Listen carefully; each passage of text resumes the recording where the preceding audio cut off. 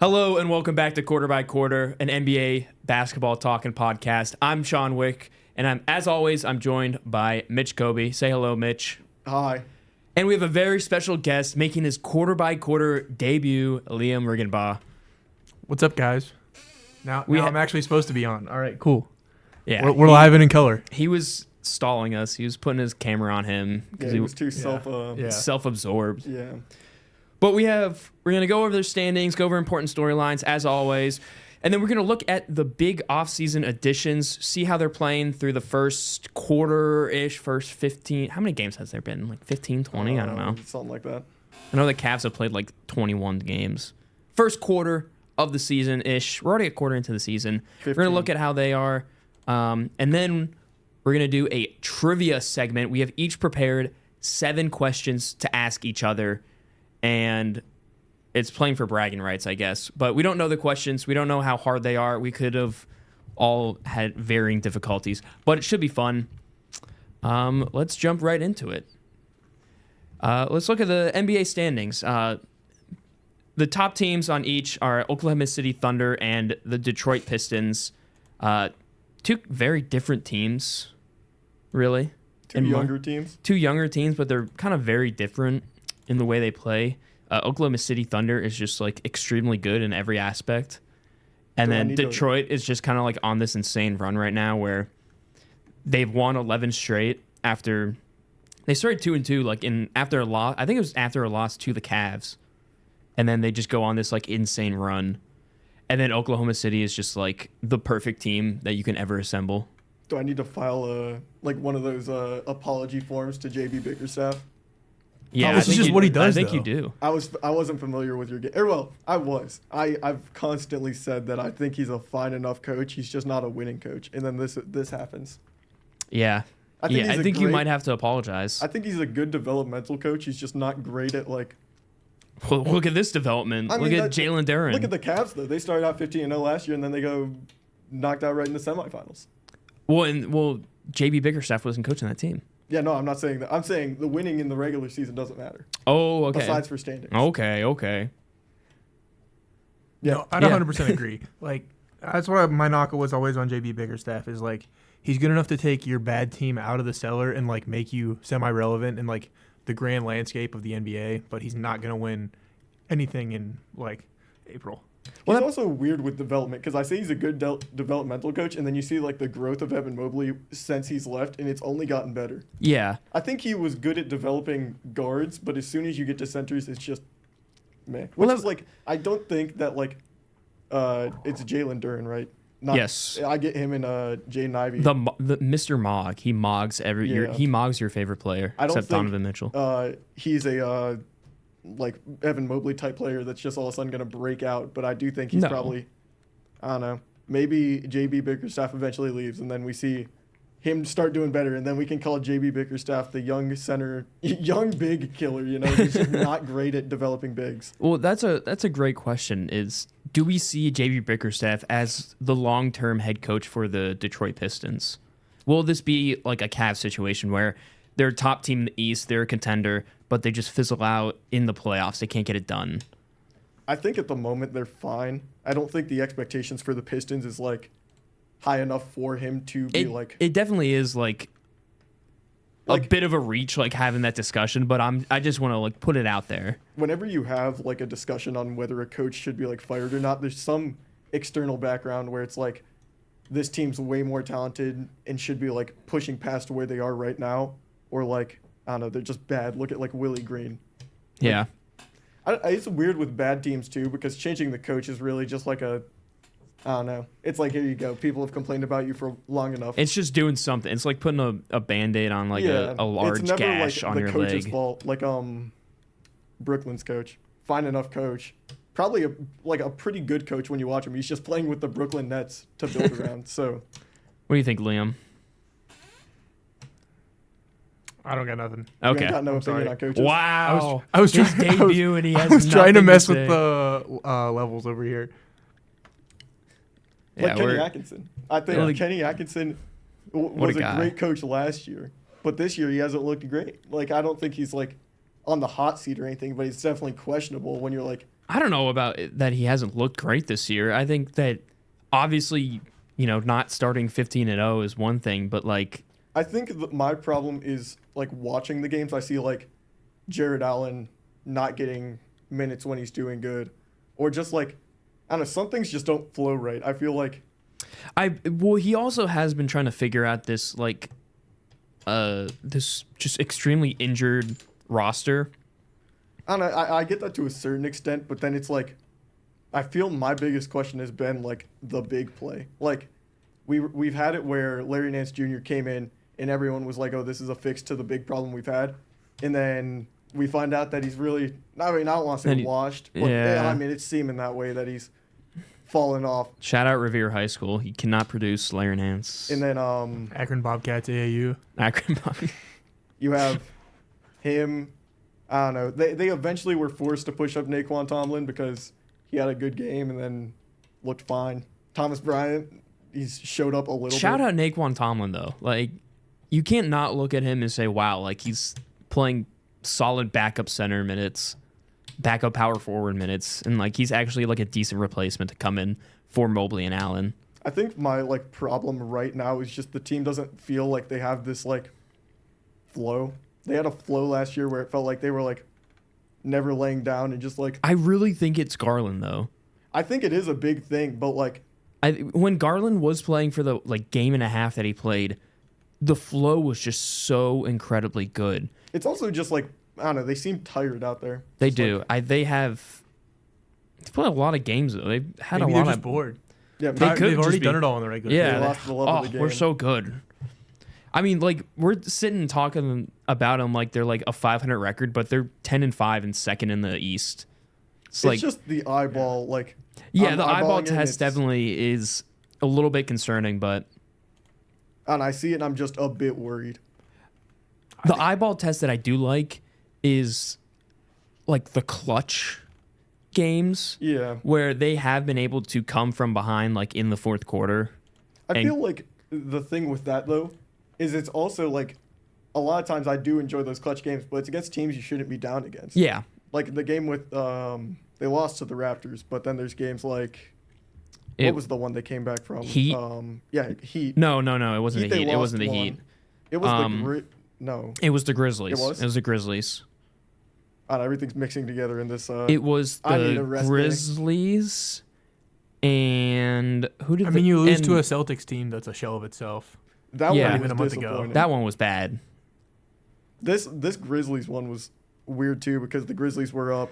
It seems, 85-76 at some point, and their top scorer was Jaren Jackson Jr., who went 6 of 23 from the floor. So I don't know. Not a great game from them, and they're still winning. And then obviously you come back 108-100. Donovan Mitchell scores 30 to win. You can't really rely on that every single time. Yeah. I think my problem right now is in those clutch games, it's always Donovan Mitchell that comes back. It's never like Evan Mobley can get you through the first 3 quarters, but he's never that clutch guy to like finish the game out. But is that Donovan Mitchell, like, is that him being assertive though? I think it's because he has to. I think Kenny Atkinson literally probably is like, all right, time to play ISO ball. It's Donovan Mitchell time. Well, it's not like he can't rely on his other players to knock down a shot. It's just Donovan Mitchell is so good at scoring. It's like, there's not another player on this team that can go off for 9, 10, 11 points in a row like Donovan Mitchell can. Like, because he can get a steal, go down the court, get a fast break layup, hit a transition 3, and then, get a drive into the paint, draw 3 defenders, and kick it out to, Mobley or someone. There's not really another player on the roster that can do that. So relying on him in the clutch, like, it's not sustainable, but it's kind of what you have to do. And it's not like other players can't hit shots in the clutch. I think that's literally just my biggest problem. Like you said, like sustainable. Like, I don't know. I feel like it's an easy target. Like you can instantly point out, oh, they're going to go to Donovan Mitchell. Can Evan Mobley step up when he needs to? I feel like that's Donovan Mitchell's thing. Like he doesn't really give you a whole lot outside of that consistently. Like Donovan Mitchell is a scorer. He's going to score. You need him to be that guy that's going to get you 30. That's kind of what you're paying him to do. Like Mobley gives you the rebounding and the defense consistently night in, night out at like an All-NBA almost level. So I almost don't mind him deferring that much because like Donovan's got to earn that money. Yeah, and it's like as long as the rest of the supporting cast is doing what they can, like with all these injuries, I think Sam Merrill's out tonight. Like with Tyson who's out and Strus and Garland who's out now.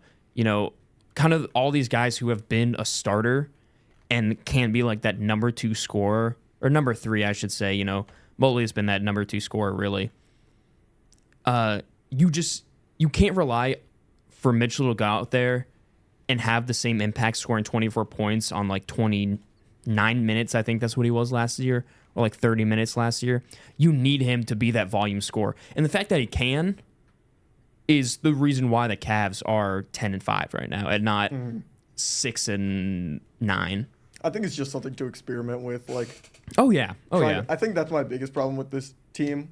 Like, honestly, I just feel like there's a lot of like, there's flashes from this deep young bench, whether it be the G League or Tyrese Proctor. I feel like they could try a little more in this early season before it gets to playoffs and you need to throw something at the wall and try it in the playoffs. I think they've been doing that a little bit, though. It's also shown, like, I think why I noticed, like, Donovan Mitchell being put, like, in these positions so much is because, like, the lack of Ty Jerome. Like, Ty Jerome was that guy last year. It was consistent scoring. It was, if Donovan Mitchell wasn't getting it done, Ty Jerome was. If Ty Jerome wasn't getting it done, Donovan Mitchell was. And then without that guy, you really just can't, like, I don't know. It's no certain guy. I can't for sure be like, this guy I need to count on. Yeah. It's just not a random guy, but I think when Garland gets back, though, it'll fix a lot of those issues. Yeah. I think it really shows how important Garland was and really puts to bed kind of those trade rumors that were in the offseason where, wow, you really need this guy. Maybe they decide that Garland isn't that guy and they bring in a different guy. I don't know who it would be, but... Come on, you're talking about Colby run it back Altman here. We're going to have this core for the next decade. We will. I really don't think he'll trade any of them. Maybe Jared Allen. If Jared Allen decides that he wants to play like a soft baby. I mean that literally. Fine. I think it's just... He's been up and down. As soon as it matters, he'll be... As soon as the lights get too bright. He's been good, though. I mean, he's been like... Again, it's the eye test. Where there was... Against the Raptors and the first game of Miami, where he was just getting dogged on by Khalil Ware. I mean, that was bad to watch. I mean, Khalil Ware had like 16 rebounds that game. Khalil Ware's a dog. He is a dog, but there's a reason why he's on like the Heat and not a contender. Yeah, don't let the guy see Mitchell Robinson come in. He might like pee his pants. If Mitchell Robinson checks in the game, Jared Allen will probably sit in a corner and cry. I love Jared Allen, but it's just like you can't here we go again talking about consistency. You can't consistently count on him to be a brute force on the boards. I mean, that was for the first like 6 games, I think, when we just could not rebound. I mean, Jared Allen was primarily the reason. We just could not rebound, and he was not being physical on the boards. And then I think Nakeem Tomlin and Thomas Bryant came in, and they were like, all right, we're going to out-hustle everyone because we don't get minutes ever. So this is how we stay on the court. And it worked. And it kind of turned it around. And I think it was a bit of a wake-up call to Allen where he's like, wow, I have a competent center that can come back me up. I think I like to see the grit, like just like a gritty play style that like Thomas Bryant and like Naquan Tomlin bring. I think that's what I don't like about Jared Allen when I watch it. And probably what you're noticing, like it feels like he's playing it safe a lot of the time. Yeah.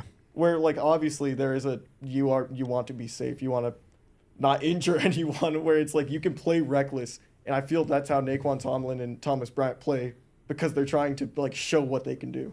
Yeah. And I feel that's probably the, like, grittiness, I guess, you're looking for. Jared Allen plays, like, whimsical basketball. Yeah. He does.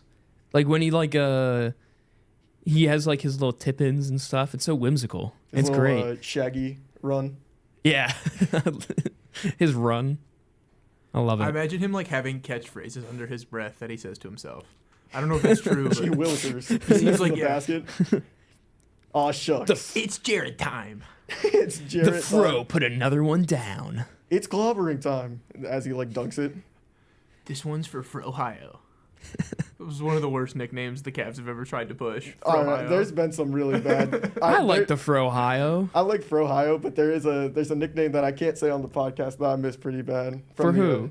Darius Garland. Oh yeah, Garland and Colin Sexton. I miss that one. I miss it. That was great. What is a? I like the Patriots one. Drake May. Drake May. Yeah, Drake May. Yeah. No, I was talking about the Keyshawn Booty, the Stephon Diggs, and Drake May one. Not in that order. Drake May, Stephon Diggs, Keyshawn Booty. Now take away the first names and add I after May. Like the word I. And then in after Diggs. Yeah, all right, pal. You're making me do like algebra here. It's like a May I dig in? All right, I got it. Okay, there you go. I feel like I was trying to get you literally there. the thought process that was going through my brain was like that the old like PBS thing where they would like say two words and they would combine them. The one Peter like, Griffin. Egg. And they like dig. combines. Like that was like all those phrases just combining in my head. Yeah, that was not a great explanation. Booty, Diggs. Yeah, I'm trying to now flip it around, change the order. It's like add an in and an I and a your. I was not putting the shapes in the right like spot. You can't put the rectangle in the square hole or whatever. Yeah, I was messing up there. Circle in the triangle. What do you have next year? What? I said, what do you have next year? What's the next year? Next year. Oh, I thought you said next year. I thought you said sorry. Well, it's it's almost December. It's almost New Year's. Maybe you are focused on 2026. Nah. Why not? It's the 10-year anniversary of the. The future is now. Okay. The time is now. The time is now. Not LeBron. I mean, that's what LeBron I would say. And John Cena are pretty similar. That's what I would say before our Red Sec matches. With me and Mitch, I'd be like, the time is now. The time is now. And then we'd lose. LeBron, John Cena, the time is now. But the time is now. Dude, imagine John Cena's final opponent is LeBron James. Yeah. I'd cry. LeBron James and Donald Trump in a triple threat match. Match. Donald Trump. Hello, Peter. Welcome to Fortnite. Canonically, Trump is the only one missing from Fortnite. I'm sure he'll be there eventually. There's probably. I hope not. Imagine it was though. Like, I mean, if he didn't become president, he'd probably find himself a way to be in. They do a Home Alone thing, and then from his spectacular cameo in Home Alone 2, where he says down the hall to the left. That's where he gets his skin from. Anyways, the East be as competitive as the West this year is what you have next. Yeah. I really think it will. Well, as of right now, for the first time probably ever, there's two teams with a losing record. I mean, in the 10 seed, in the 9 and the 10 seed, in the West, not in the East. The East, the Milwaukee Bucks are 8-7, and they're the 11th seed. Whoa. How about that? Ryan Rollins can't. There's finally some bad teams in the Western Conference. I think there's been bad teams in the Western Conference. It's just they've beat down on worse teams. Yeah. Well, they'd always beat down on the bottom. Yeah, the bottom 2-3 in the West have always been ugh. Mm. I remember last year when the Kings were there, and I was like, It was not I don't know. That made me upset. You're what? That made me upset. I always liked the Kings. I hate the Kings. Why? Their ownership or the GM is making some of the stupidest decisions I've ever seen. There's no reason you should. What about the beam? The beam's cool. That beam hasn't been lit up in how many games now? 6. 6 games. That beam's rusty. Have they checked it since then? But they ran back what the Chicago Bulls did to get to 41-41. Well, maybe they're just trying to get the 41-41. Jeez. That stinks. Don't tell Jerry Reinsdorf that. One of the worst owners in sports, just because they are stupid. I don't know. That's how it is. You're gonna get us banned. I'm not gonna get banned. You're gonna get us banned. I'm gonna get banned because I said the Sacramento Kings suck. Yeah. I think that's a common take. I mean, they do, but it's okay. Darren Fox thought so. But do we think that this will kind of finally be the year where the conferences level out in terms of team talent, team quality? think so, but I think it's like mostly due to injury on the West side. Well, I mean, you look at like the Celtics and the Bucks and you can put in the Hornets in there and the Pacers too. Like Pacers went from what, 4th?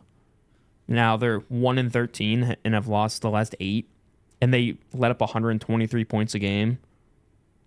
Yeah. I mean, on this East side, it's just like, I feel like although they're injured, most of these teams just still have someone to rely on. Like Jaylen Brown is still like, he's not single-handedly carrying the Celtics, but the Celtics were known for being a deep team. Mm-hmm. And they've like patched the holes that they've needed to, where like you still have Derek White, you still have Jaylen Brown, Neemias Queta, he's doing fine in his center role. Yeah, I mean, he's all right. I mean, yeah, but it's like they're 8-7. I feel like he's doing fine enough to like hold down the fort until playoffs. Like I think they could. Well, even like when playoffs come back, like you get what, 2 months of Jason Tatum for playoffs, something like that. Maybe. It's just, thankfully the Celtics will not be a contender this year. Maybe they will. Maybe they like Tatum comes back and he scores like 35 a game. You never know. I don't know. They've found people that they've needed to find. They were forced to do so. You're gonna say something, Liam? I was gonna say, like, if you're gonna compare the conferences, I'd say like a game I would play with this is like, which team on the standings? What's the lowest team on the standings that you could conceivably see like winning a playoff game? Not even a series, but like what about a game like or two, making it to like. Yeah, I guess that you Being could a 10 conceivably seed. see making the playoff. Yeah. I mean, instantly for the Western Conference, I see like this team makes the play and they're not like, oh, that team's eliminated right after that. I think the Western Conference is like weird because these 3 down here, I could instantly see making it to a playoff series within like the LA Clippers, Memphis Grizzlies, Dallas Mavericks. All of them have Just had get injuries. healthy, like Yeah. That's literally their thing. I don't see the Kings making it because they start 3-11. So unless they figure it out really well. When at So the you same think time, that- I don't see the Utah Jazz making it. Like it may be Portland Trailblazers as a maybe right there. I think the Trailblazers have looked like really good though. They've been getting really good play, but I don't know if that will hold up. I don't know if that's just like early season The Dewap Reith effect. Dewap Reith. Oh boy, put it up. Put it up. Put up the picture. Put it if up. I remember to right on that TV. it wasn't in the file. I think it's on my file. That's It the is. funny thing. On that computer, under my account is the only picture where that Dewap Reith is. The hidden Dewap. We tried to put my uncle up there, and then Mitch was scared that we'd get like sued. I didn't want to. It wasn't a fear of getting sued. I just didn't want to put your uncle up on YouTube. So then your uncle like finally checks out the podcast and is like, "Wait a minute, that's me." Finally checks out, like he doesn't listen every single day. Does he? No. My bad. Didn't mean to expose you there. Wow. Oh, Now he's gonna listen to this one now. yeah. On the eastern side of things, though, the highest seed I can see winning. I think it's pretty clear cut with like the Bucks are the only team I can see making a playoff series here. I don't see the Hornets doing anything. Not the Nets. Well, not the Wizards. you want to talk about injuries? Like Hornets they're not good, but you know if they have their guys back, I could see them. Like, let's see who's injured. Oh, I hate how they do this. Like Grant Williams, I know he's bad. He's been playing. Okay, but Brandon Miller, like Brandon Miller's a big injury, but you're still 4-10. you're telling me that Brandon Miller and Grant Williams couldn't help this team win. What's the bar now? 38 games. I mean, they could. I just think every team above them right now is still better than them. So one of these teams is bound to like get 39 to their 38. Maybe. I did reverse image search with Dewap Reith's face, and the only response that Microsoft came up with was "looks like Michael Jordan." So I mean, They speaks for play the itself. same way. Yeah, he's the GOAT. They're both actually the same player. What else? What else? You got here? OKC. Like, how good is OKC realistically? Like, do they have like 73-9 potential? It doesn't feel like it. Like they're a dominant team, but I don't feel like It feels like it to me. I don't know. It's not even hate. It's just they don't feel Maybe it's just they don't have the aura of 73-9 Warriors. Maybe it's I don't feel excited enough There we go. to like with this team. But I mean, they're 14-1. They have a plus 15.5 differential.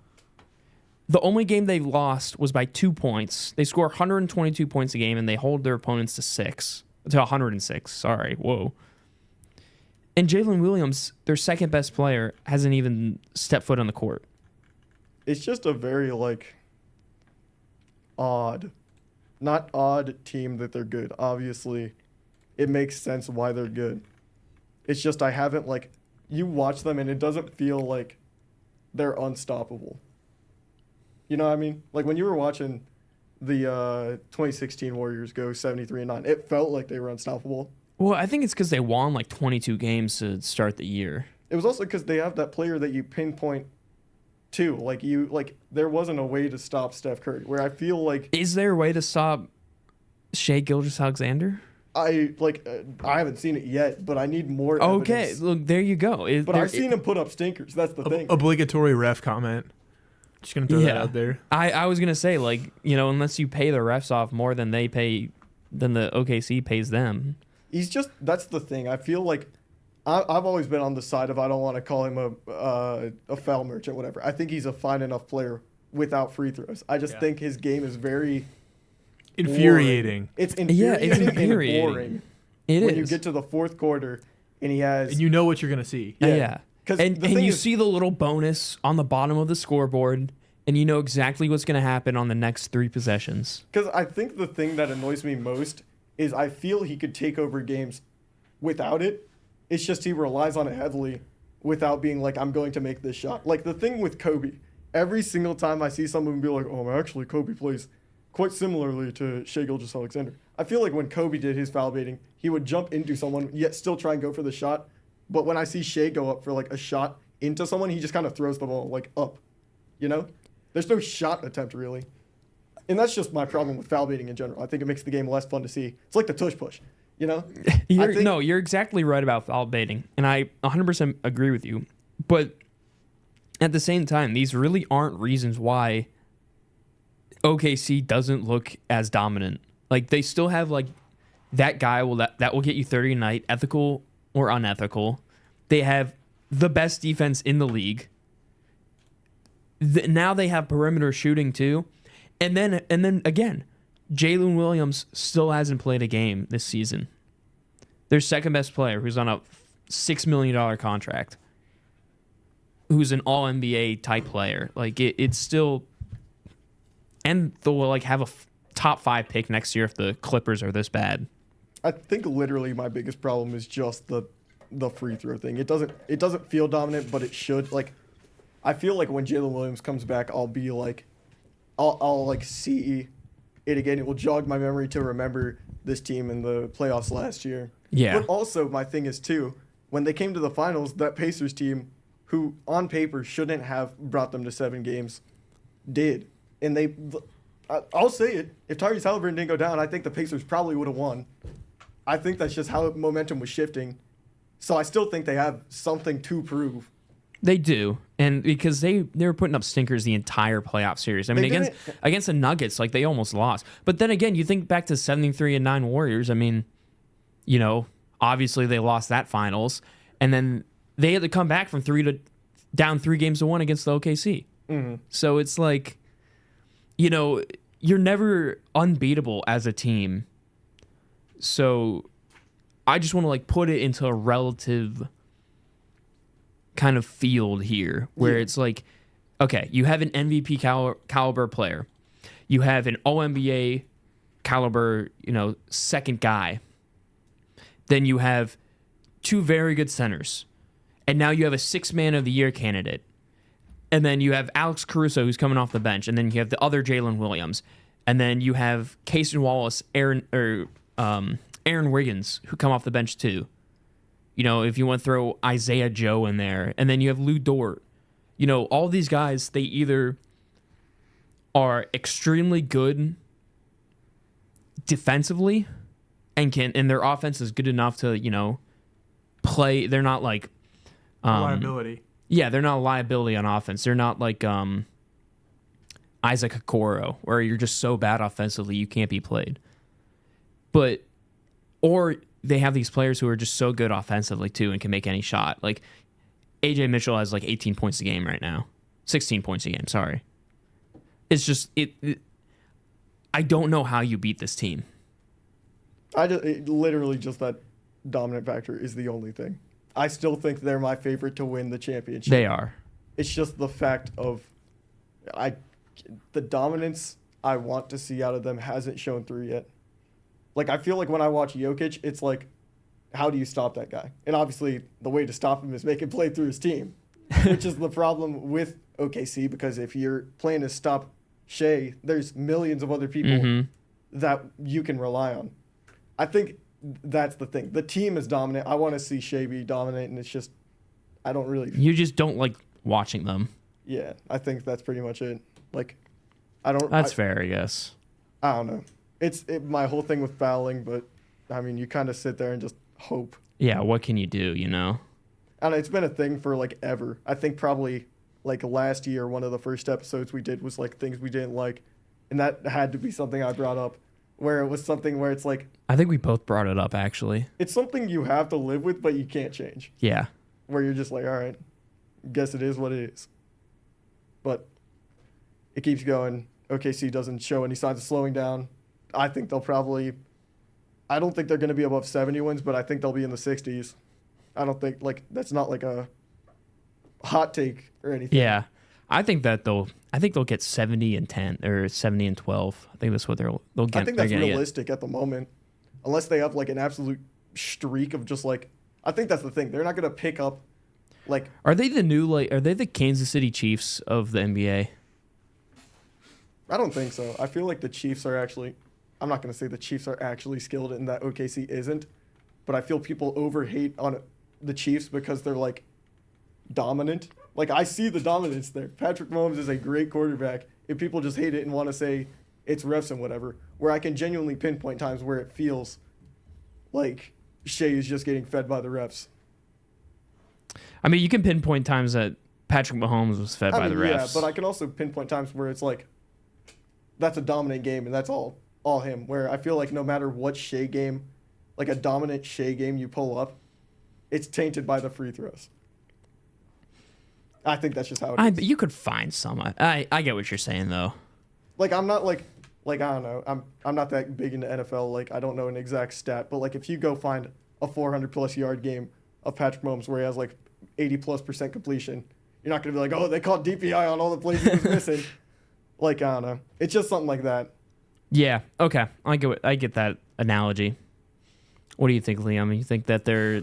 I don't know. I think it's hard to compare, but I kind of agree with what Mitch is saying. But I think the problem in general with, like, I do think that it's easier for the refs to bail out a team or a player in the NBA just because you get those free throw attempts. Like, if they call that DPI, the play just gets reset, and you still got to – I mean, yes, you get some yardage, but, like, that's not stats. That's not dominance we see. And, yes, there's been some very timely penalties, obviously, throughout this entire dynasty, but I do think it's a little less insufferable. Like, it's – I feel like it tarnishes the viewing experience less. Yeah. Like, plays are a part of football. I'm not mad to see a penalty because normally it's, like, the most – they replay it, and I'd say like 90% of the time I see the penalty, and I'm like, all right, it was there. Yeah, like there's the occasional bad one, but like awful. Even the Eagles got away with a defensive penalty that was clearly offensive pass interference last week, and it's just like, all right. It also that kind of is what it like, but everybody kind of gets those every now and then, and it feels like basketball. Everybody kind of gets those. It's just the teams that win seem to get them at a higher clip. Yeah. Mm-hmm. I think the thing too is that like the worst flags in the NFL tend to be in games that it wouldn't change the result. So that one you were talking about, I'm pretty sure that game was far out of Detroit's hands already. It wasn't. They would have still had to score twice, and they couldn't move the ball all day. So more than likely, it wasn't technically it wasn't a blowout. It wasn't out of reach, but it was Detroit was going to have to go down and score twice, which they really hadn't done all night. So it was a perfect penalty for fans to point out and be like, "That's why we lost." Yeah, like that was the reason. Where in the NBA, there's multiple of those, and you can't be like, this foul in the fourth quarter at the 8th minute mark. It ends up being more of like an accumulation. Like they shot twice as many foul shots as we did. Especially when you players hear that a lot, where it's Yeah. like the Cavs versus what was it, Heat, the first game where the Cavs lost. It was like 25 free throws to like 6 in the second half. And everybody's fouling constantly. It's the same thing with holding, is what I would equate it to in the NFL. Yeah, It's like you can call a foul or you can call hold on every single NFL or NBA play respectively. I feel like it's just so centered in the NBA, and I get it, but it gets so annoying where I like in the NFL, I feel like when players are complaining, it really is something either happened or maybe they just didn't see, like they fall on their own and they're like, he tripped me. And usually it seems like the officials in the NFL especially are like pretty consistently getting things wrong that screw over both sides. Yeah. Mm-hmm. Where in the NBA, I feel like you can complain a certain amount. And you've already had problems in the NBA in the past of rigged officiating. Like it's already been. Yeah, it's a known thing fact. that the league will do it, and they will rig just about anything they can. I think literally the fact that the pace of the game slows down is just my problem. I feel like the coach's challenge needs to be fixed in some way. Oh, the last 2 minutes of NBA halves. It's so awful. It's terrible. I hate the fact that It's pushing me away from the sport. Like respectfully, it's hard to watch. I think in the fourth quarter, I think the last 2 minutes are probably one of my least favorite times to watch a game, because if it's not that final 30 seconds where you're forced to take a shot, it's really just like foul after foul. Yeah. Because intentional fouling, which is part of the game. It's something that makes sense in theory. And you know it's coming every time too. That's just like, so I've always to put it in an NFL like thing, I've always defended the tush push, but then I recently learned that the real reason people don't like it is because it's not entertaining, which I never looked at it from that aspect. I've always been on the side of it is entertaining if you're a football sicko, but no, when they did 4 tush pushes in a row, I was fiending. You can ask my dad. Yeah. My dad was like, It was like me go, woo. The thing about the tush push is like, I forget who it was against where they ran 3 in a row. I'll just say the Cowboys. Like if you're a Cowboys fan and you're watching the Eagles line up for the tush push on like the 3-yard line, and you know that there's nothing you're going to be able to do about it, it's just like daunting because you like know watching like Shea drive down the court at full like speed into like 3 defenders. Yeah, it's You know the result. But I think for football though, there's something cool about that. We're going to do this thing, and you can't. Yeah, stop that's it. why, like- find something. Have Frankie Louvu last year try to jump over the line. Like do something to figure out how to stop it because you can't. We're bigger, we're meaner than you, and you can't do anything. yeah, about that's it. where like I'm okay with it. You know, it'll suck when it inevitably happens against the Browns, but I feel it's there's an aspect of the tush push that I feel is stoppable. Like it's almost like it's just literally like what something. it is the hard count that is the reason why, because you can't time it up with the snap, and when the Eagles they get that like half a second reaction, it's two quicker things. reaction than you. They're false starting every time, which I get is, and the officials, that's hard to see. Like they are false starting every time, but also they're just exploiting the weaknesses that they have as a football team. They have this elite offensive line. You've seen as their offensive line has gotten injured this year, they haven't been able to do it quite as effectively as they have in years past. And you also have a quarterback that can squat 600 pounds. Like, not every team has that, and you're using your advantage. It's what a good coach does.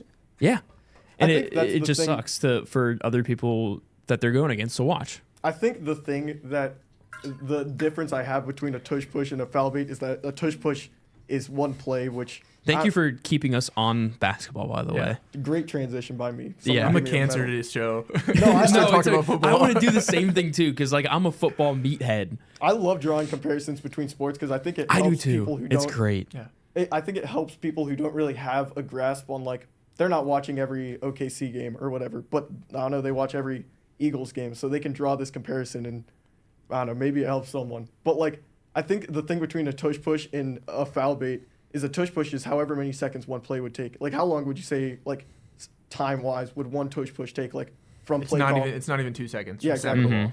So that happens, but then you get a foul bait, so you get all the ads they want. You get everybody complaining. Maybe you get a coach's challenge. The longest foul call you're gonna get 2 minutes because you're gonna go to ad. You're gonna. Oh, get it'll be that more than challenge. that. It could Yeah. it could easily be up to 5 minutes of just That's the stoppage. because then you watch it. You see your opinion. Sometimes you're like, that was obviously not foul. They replay it 4 times, go to commercial, they come back, replay it again, then you hear the call. Yeah. It's just not not entertaining. And 2 of those replays they showed you were from angles where you can't even see what's going on. Yeah. It lets it like sink in your head. You're like, this is what's drawing me to like not like the sport, where the tush push is so minimal to me that I can't be like, all I right, hate the tush cool. push. The Eagles got a first down. All right, like play better. next, you know? yeah. Jalen Hurts throws an interception. Oh wow, could have seen that coming. Yeah. I don't know. That's just good. My thing between the two.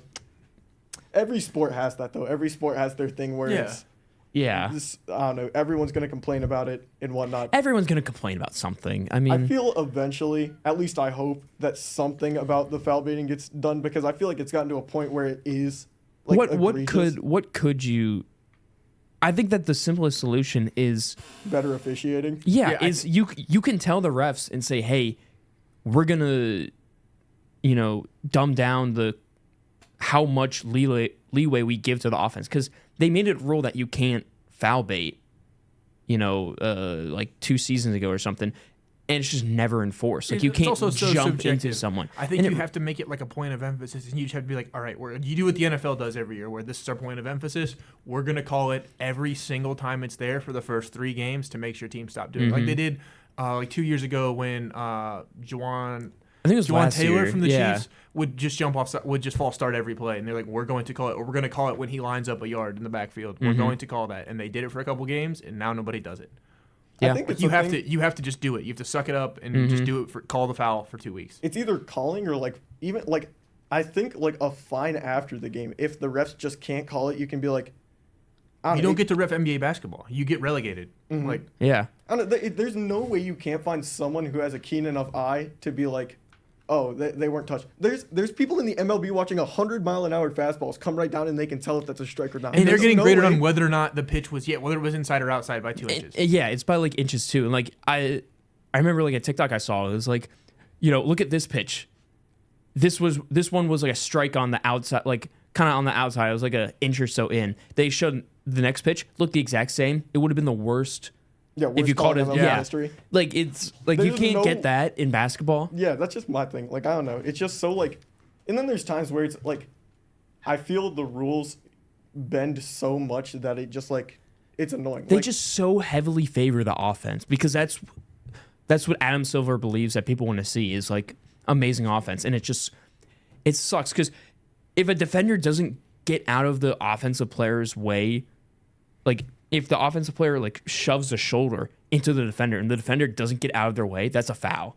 Like that shouldn't be a foul. There's so much power to the offense that they can literally just do whatever they want and they get a foul call and free throws. I think the thing like that helps me a lot is I have my brother Miles who's played basketball, so I can like go to him, and from my view, I'm like, I don't really know how that was a foul, and he can explain it to me. But the worst is when he's like, there really wasn't much there. Like that's like when I watch the games with my grandpa, and he's like, "How is that a foul?" And I'm like, "By rule, it is, but it shouldn't be." Like that's what I have to tell him. I feel like the most common thing I say when someone says, "Why was that a foul?" is just like, I honestly completely forgot what I was gonna say, but like it's just like that's how it's called, but like that's not really the rule. You know what I mean? Like, they just call it like that. Like I don't know. It's just how it is. Yeah. That was all on foul baiting. A whole 15-minute streak. Oh, we could talk about it more. Dude, I could do a whole podcast on how much I hate foul baiting. Oh yeah, we could. The foul baiting episode for Christmas. Drop it under your tree. Yeah. Beautiful thing to wake up to. Oh, the Cavs game started. We're already down 5 points. I just thought of this actually. One last foul baiting thing. The thing in football that actually enrages me as much as foul baiting does is when quarterbacks, specifically Patrick Mahomes, who does it the most, will start to jog out of bounds and then either juke back in if you slow up and don't hit them, or get out of bounds when you go to light them up. Like either get out of bounds or don't. If you're going to stay in bounds, you deserve to get teed off on just like everybody else. That is a big thing. Was that this year that he was doing that, where he just like... He's done it for years. He acted like he was going out of bounds and just completely trucked the defensive back who wasn't looking, and then he flexed on him. Because I've never been so mad at a player than that because instance. He pulled up, because if he lays Patrick Mahomes out there, even if Patrick Mahomes is still slightly in bounds, it's still 15, he's getting fined. Yeah. That's the worst part, because you're like, oh, well, they have the assumption, so they can just give him a push, get him out of bounds. But then instantly you're going to get called. And if you give him the push, he's going to throw his arms up. And it's just, foul baiting of the NFL. Foul... Oh man. Oh. All right. Let's talk about the off-season additions and how well they're playing for their respective teams so far. Oh boy.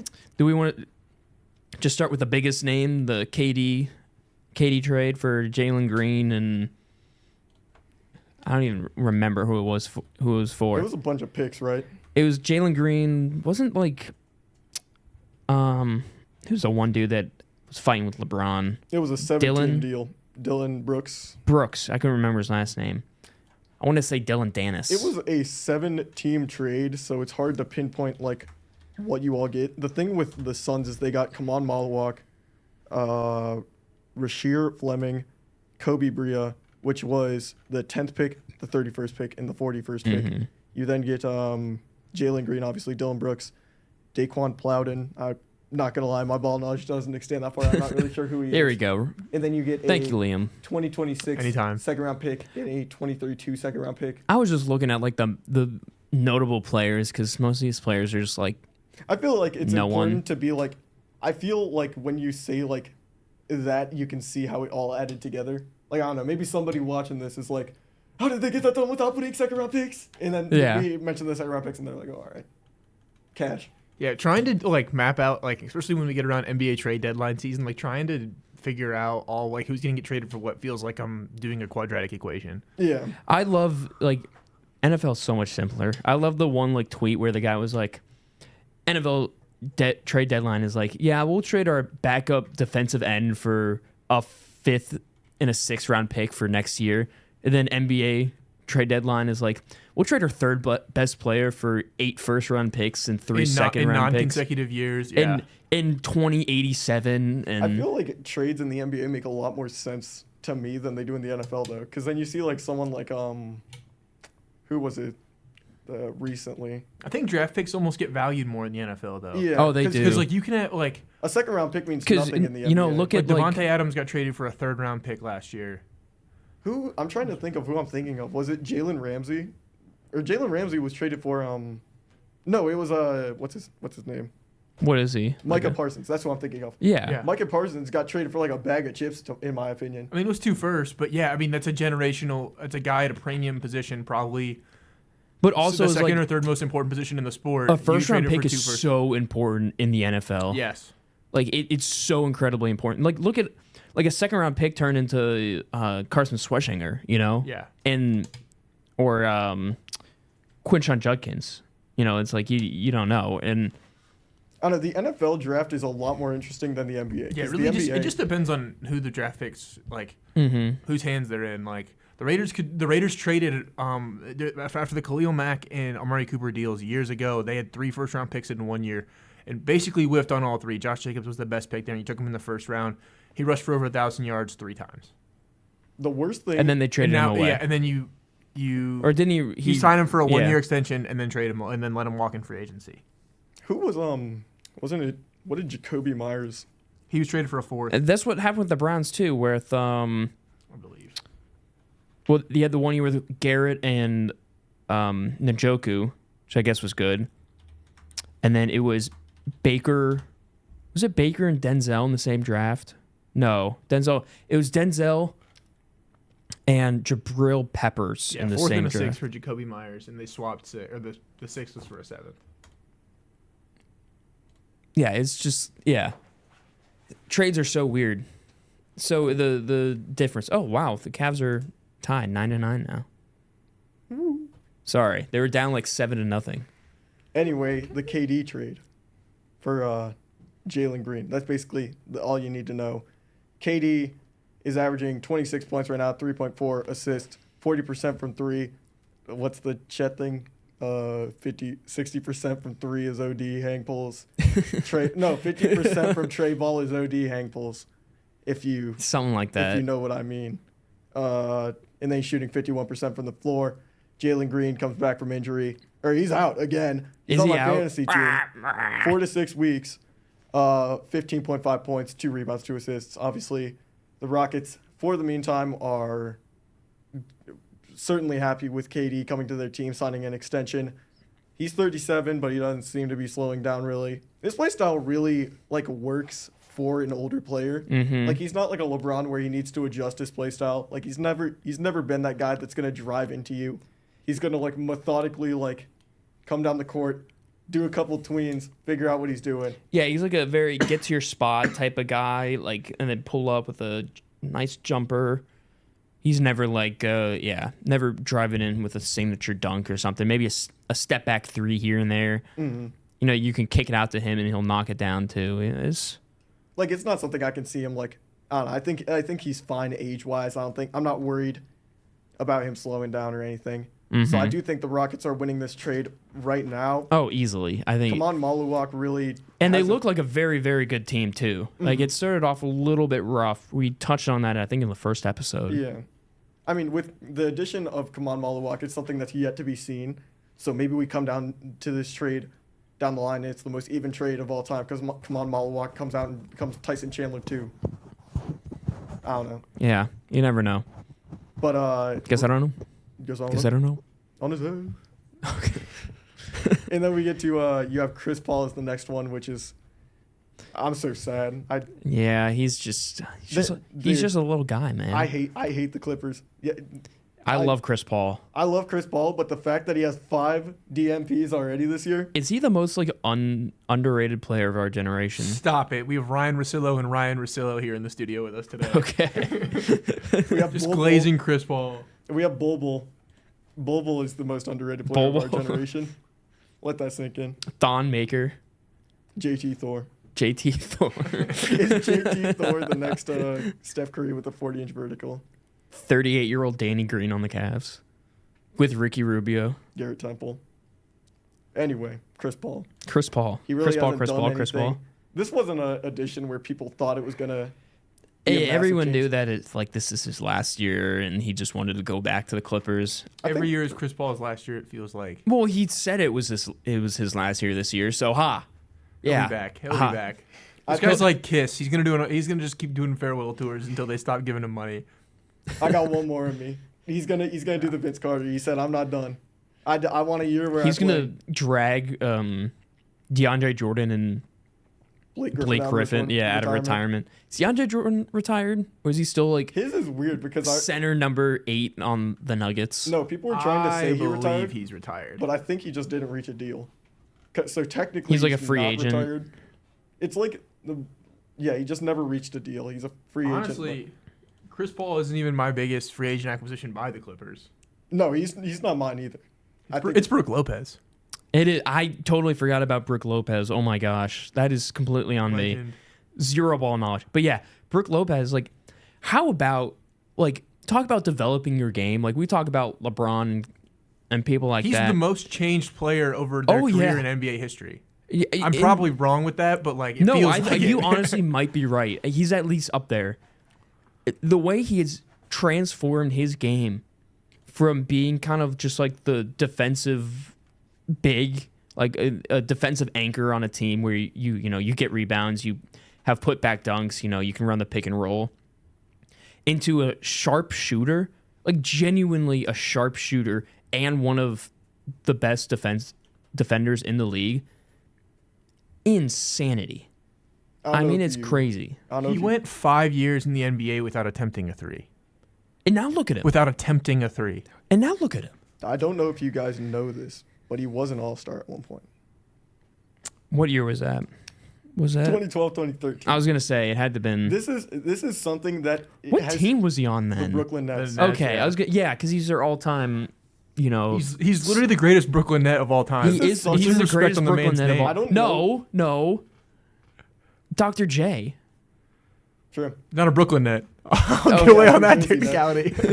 No, the thing is, this is one of those times one all-star appearance or one achievement has tainted my memory forever. He's the Odell Beckham of the NBA, just to me. No one else feels this way. He was someone I was gassing up so crazy. Yeah, Brook Lopez making an all-star game is your Odell Beckham catch. Yeah, exactly. Wow. I was gassing up Brook Lopez to an insane extent. Like 8-year-old Mitch Kobe. When Brook Lopez went into free agency, when he was 29, I was gassing him up being like, whoever gets him, it's going to be crazy. And then he went to the Lakers. He went to the Bucks. And I was like, It's over. It's over for the league. And then he goes there and puts up the most like role player numbers of all time. I clearly didn't understand the fact that he was playing for the Brooklyn Nets. Yeah. That was my biggest problem. Brooke Lopez, though. That was our that was the Brooke Lopez minute. Yeah, shout out Brooke Lopez. Sponsored by Brooke Lopez himself. Yeah. Brooke Lopez. Brooke Lopez. Yeah. The Lopez twins. The Lopez twins. Shout out Robin Lopez, man. What is the quote by him? I'm all by myself. Am I really the best player on this team? That was my assumption. That was probably Brooke Lopez too. Both of them had that thought. Probably reached out and were like, oh no.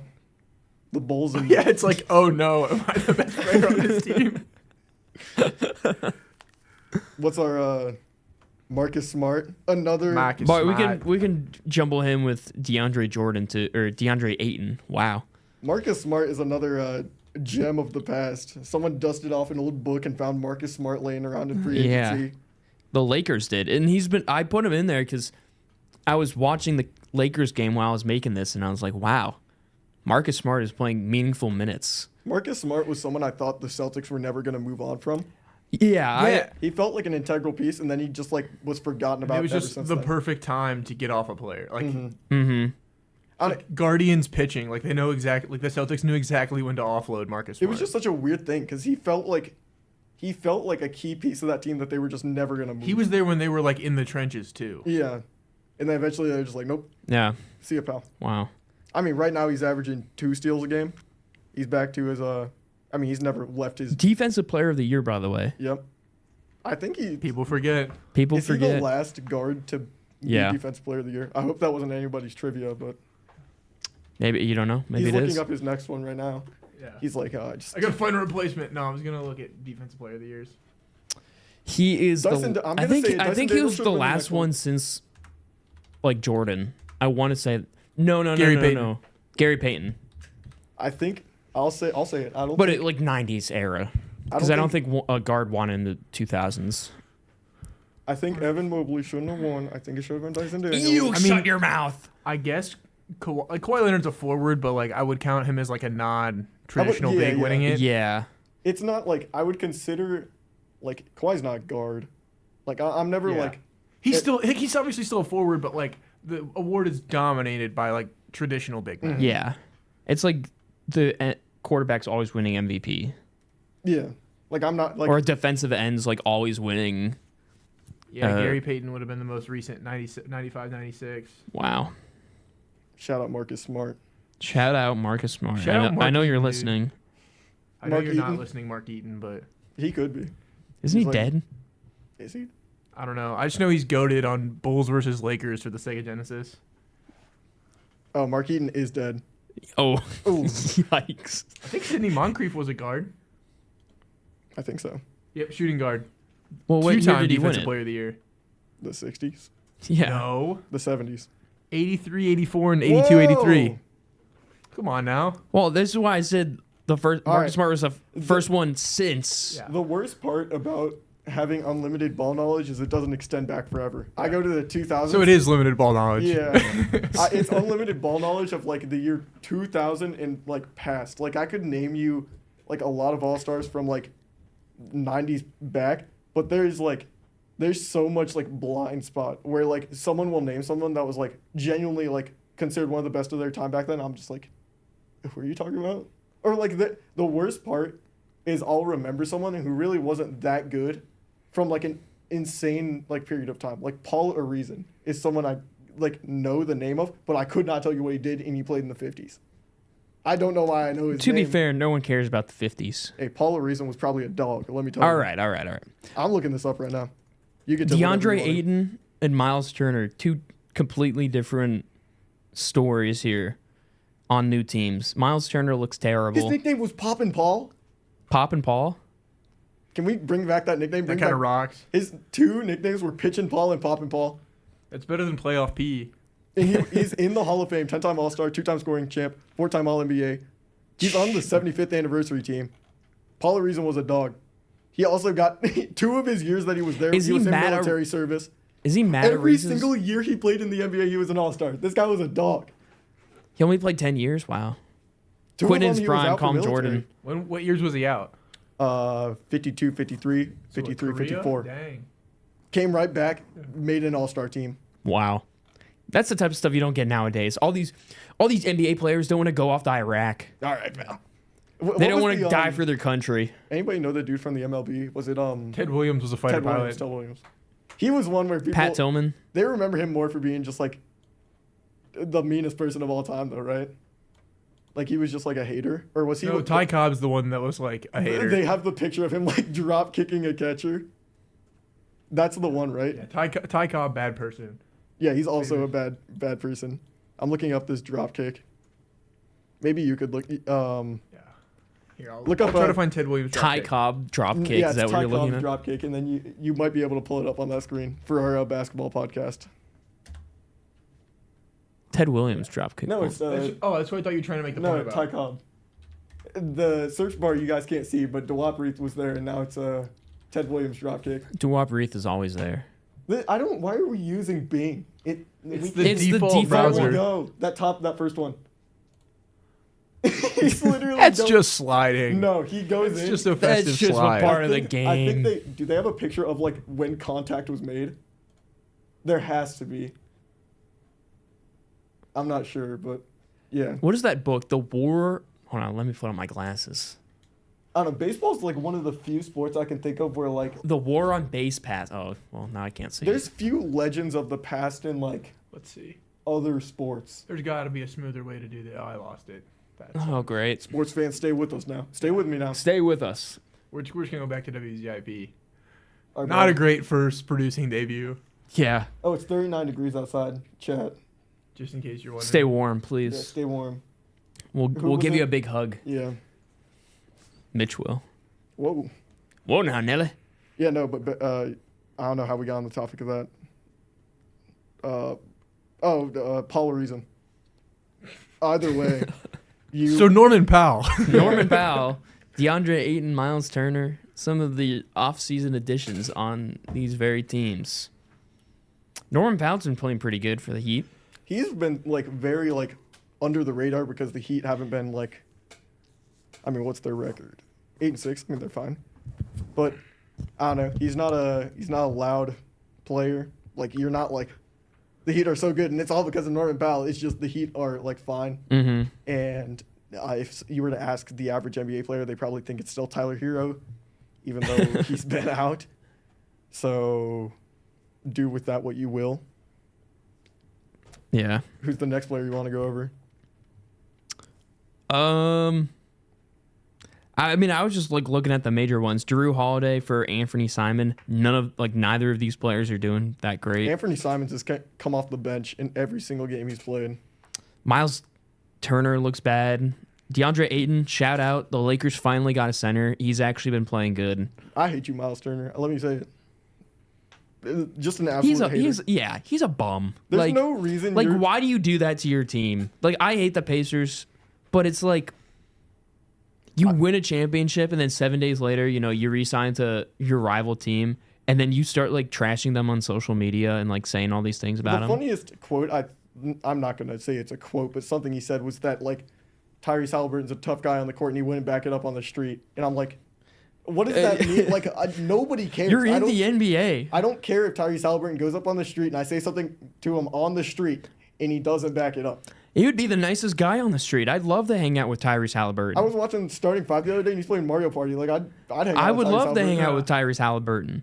I'd probably be mad at him, but that's besides the point. Like, why are you doing that? I don't know. Miles Turner is just being a cornball right now. Maybe he'll like turn around and see his ways. Yeah. All right. Before the trivia segment, just big news stuff. Someone put some flashing thing here, even though I don't know how to do that. You got it, Liam? Put an alarm. Breaking news. Breaking news. Put that green screen of the Breaking news: LeBron retired. No. You know that the green screen of like the police car like flipping over, like put a bunch of like green screen effects, elephant green screen effect. Yeah. Boom, Elephant green I mean, can screen. we just do it with the blue of the room? Could we? Just like the whole. I room? think you can. I don't know enough about like And how now- to use. You can. No, you Premiere. can. And now me and Shawn are in the middle of like That's what Hollywood does. Yeah. a desert. Yeah. They And- use blue screens because it doesn't like reflect off the people's skins, as bad as green screens. Yeah, I want this by the end of like the spring semester. I want to be able to make this just the most over-edited basketball show. When we were just like constant. This is our requirement. Like, this is the Smiling Friends of. Yeah, Smiling Friends is so just funny. Constantly have something going on in the background, like something flying around. Yeah. When we were recording the game show, like that first game show, I kept saying during it to like add like the most insane things, and I told them to please add every single thing I said. I was like, Is that why it's taken Ben 2 weeks to probably edit because it? I told him to put. There was a replay moment where someone said something, and we just had to go over the rules. And I was like, you know what? Go back, put that in 4K, put it on the jumbotron, put like a red circle around him, put all this on there. I seem to make like a massive like PowerPoint of just all the random images we might need to just put on that back TV. No, that's what we should do. Is we need to do that. We need to like come up with like a little file or something with all the images we need. A rotator. We could have a whole rotator back there. We need a clicker. That's what we need. Mm-hmm. Yeah. All right, click to the picture of the dog side eyeing. Nico Harrison was fired. Oh, yeah, that since our last episode. Dude, I genuinely have like something that makes me upset is Nico Harrison. Like genuinely, I don't like his face. He blew up this team, and there's nothing Mavericks fans or the organization can do about it. It's like gross to me. I saw a report that I have no clue if it's how true. safe. I know I should know the rules better, but like what are this is only going on overtime. So what are our like profanity requirements? It's not really profanity. We can bleep it. Well, Nico Harrison's a terrorist. That's what he is. He went in. We're leaving that. He went in with a bomb vest, just blew up the franchise, took himself down with it. He's an actual terrorist. He legitimately. He's done nothing but inflict pain and suffering on the people of the greater Dallas area. Dallas fans, like I've never heard one bad thing about a Dallas fan. Like I've never been like, or well, Cowboys fans, but like Mavericks fans. Yeah, they were just riding off like Dirk for the past like 10 years. It's not like Sixers fans deserve this to happen to them. Yeah. Yeah. But like Mavericks fans, they didn't or like do Celtics anything. fans, and then all of a sudden, or Lakers. You wake up in the middle of the night and generational talent is removed. You from legitimately your palms. Mavericks fans went to sleep with probably one of the brightest futures and like a contending team. Like they had injuries and woke up to Luka Doncic off your team for a bag of chips in Anthony Davis's knees, which does suck. But the NBA did rig the draft lottery for you. Yes. So you do get that trade-off. Like, you didn't make out with nothing. But you got the main event. Yeah. But it's like you can't guarantee any player is all NBA first team level. Like, no. It's just you don't get that, you know? And he meant so much to the city. I have two conflicting reports around Anthony Davis. Where he's like on the chopping block. Apparently he's on the chopping block, but then Mark Cuban said he wasn't on the chopping block, but I thought Mark Cuban wasn't an owner of the team anymore. So what say does he have in anything? But who knows? He's like not the majority. He still has holder. a role in the team. He does, but he sold like the majority, so like who knows who's letting him in on what and whatever. But if they do trade him, this trade gets even worse. Like I didn't think it was possible for this Luka trade to get like any worse. But then you get like the player you traded your generational talent for is just genuinely gone. How do you think like Nico felt? Like after he made the trade, he probably was like, okay, you know, people probably won't be happy, but you know, Mark Cuban is a limited minority stake owner and has full oversight of basketball operations. Okay. Oh, so maybe. But like, who knows? We were told. I don't know. Team owners always seem to say something and then go right back on it. Yeah. But like Nico, like he made the trade and then like he probably like I would think that like Mark Cuban or someone called him and imagine like how mad do you think they were and how Nico felt like after this moment knowing how much he screwed up. Like do you think he realized how much he screwed up in that first like There's no way. half an hour? That he probably because like I genuinely think he convinced himself that he made a good trade. Well, and then he probably had at least 100 phone calls, like all telling him you are the stupidest person on the planet. I think when he realized he messed up is as soon as he said defense wins championships. I think that was a fallback on, like, oh, what's something I can point out to seem like I meant like, I like know what I'm doing. I still can't like fathom it. Like they had to have promised him the first overall pick until like before this happened. I don't know, just everything that's said about it makes me believe that it's just, I don't know, nothing about it makes sense. But then you like look into everything he said about the trade, trying to make it make sense, and it just makes less sense. Yeah. Where he's like, Luka's fat, and then you look at Luka and he got skinny. Look at Zion, he's fat and not traded. Sorry for the stray, but like, if you're gonna point out a fat NBA player, look at Zion, and then like Luka wasn't like pulling at James Harden, like. He was still like averaging 30 a night. That's the thing. Like, what's wrong with him being overweight if he's still like? And now he actually tries on defense on the Lakers. Like he's not good at it, but he tries. It's just so stupid. All right, Willie Green, former Pelicans head coach, was fired. Talking about Zion. Big shocker. Yeah, talking about Zion. The Pelicans are screwed. You saw the attendance in that They're one not tweet. screwed. They have Derek Queen. Okay. Dude, I love Derek Queen. Derek Queen and Jeremiah Fears. There is a new NBA All-Star game format. International versus U.S. The thing about this is there's 2 U.S. teams and 1 world team. We're and they better obviously than them. decided that the round robin, with where there's like 40 minutes of actual gameplay and like 4 hours of the All-Star game or something like that. They decided that was the best to go with, so they're doing 4 12-minute games now. Seems terrible. Are they gonna like try to draft the USA team, or is it gonna be like an A team and a B team? Because otherwise, then you're just making both teams worse, and the world should win every year. It's some weird tournament format. Let me look. I don't know. The All-Stars will be selected without regard to position. Oh boy. It doesn't say. Yeah, I didn't. So I would think it'd be a draft with like LeBron. I don't know, LeBron and Giannis at the lead. I don't know, something like that. Assume so. But they obviously just like didn't learn anything from last year. They just need to keep. I don't know. I just wanted to put it out there. We can get into the problem with the All-Star game later.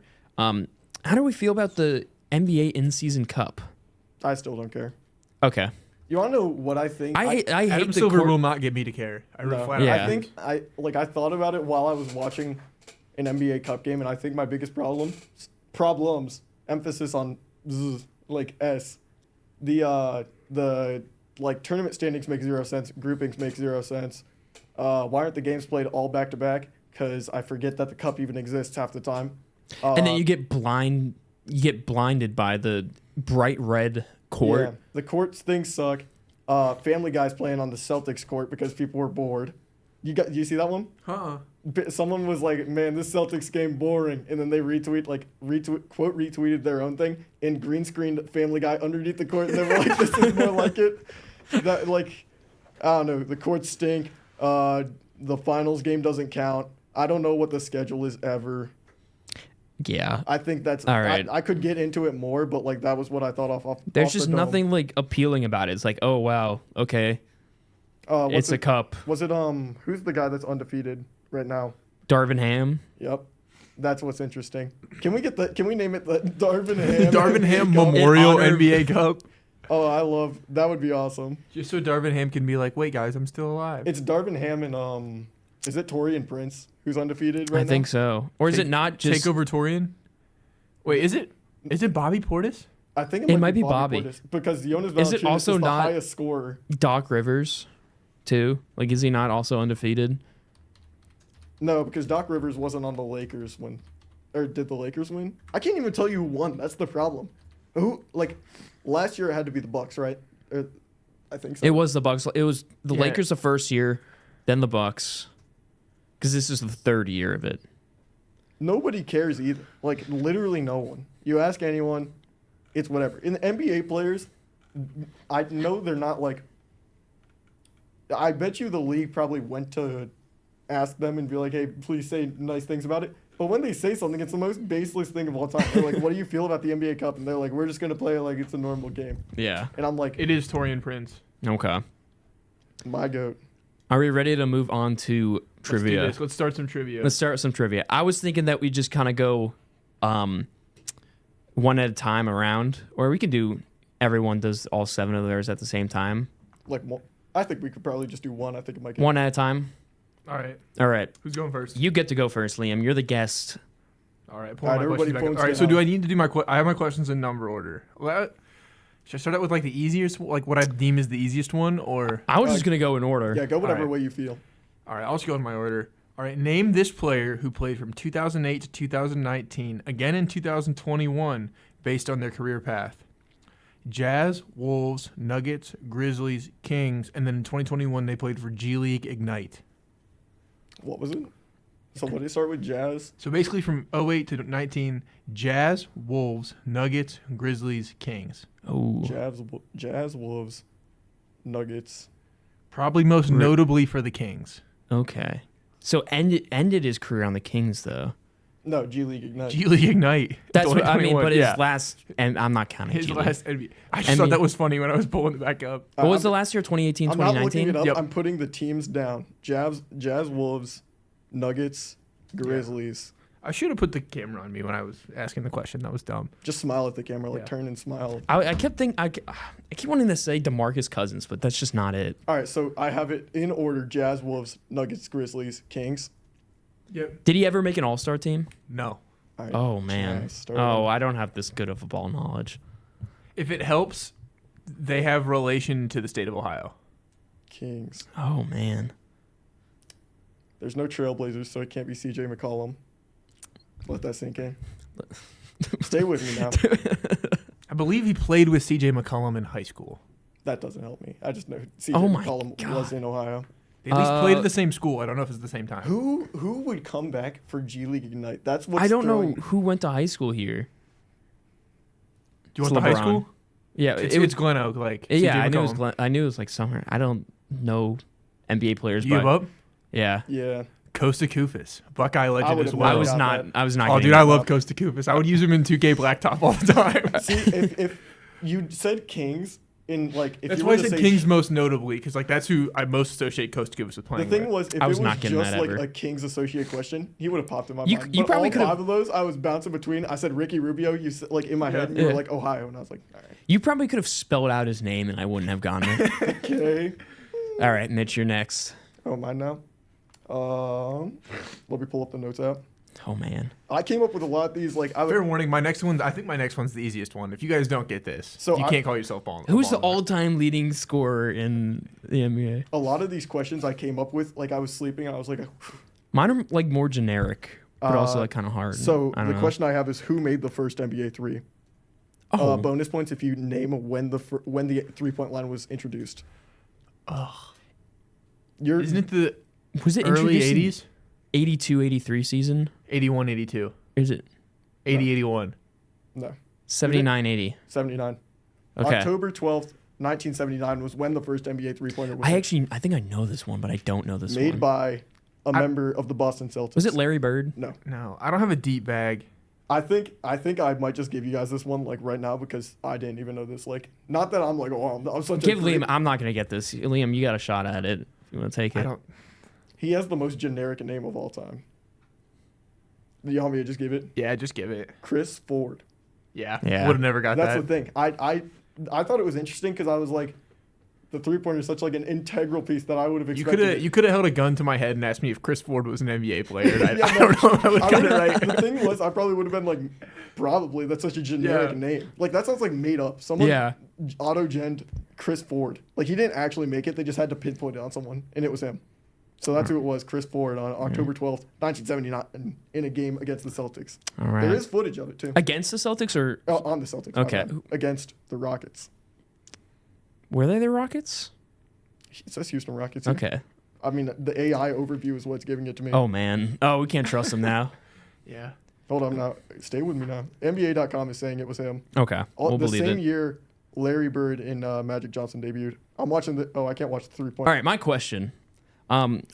When and who was the last time someone scored over 2,500 points in a single season? Who and when? Who and when? Like what year and who is the player? It scored how many points? Sorry. Over 2,500 points in a single season. Curry 2020, 2021. No. It wasn't Curry either. It was not Curry. I think I'm gonna go. James Harden, 18-19. Yeah. Really? Yeah. Let's go. Yeah. Hey, we were close. Man, no, mine's the easiest. No.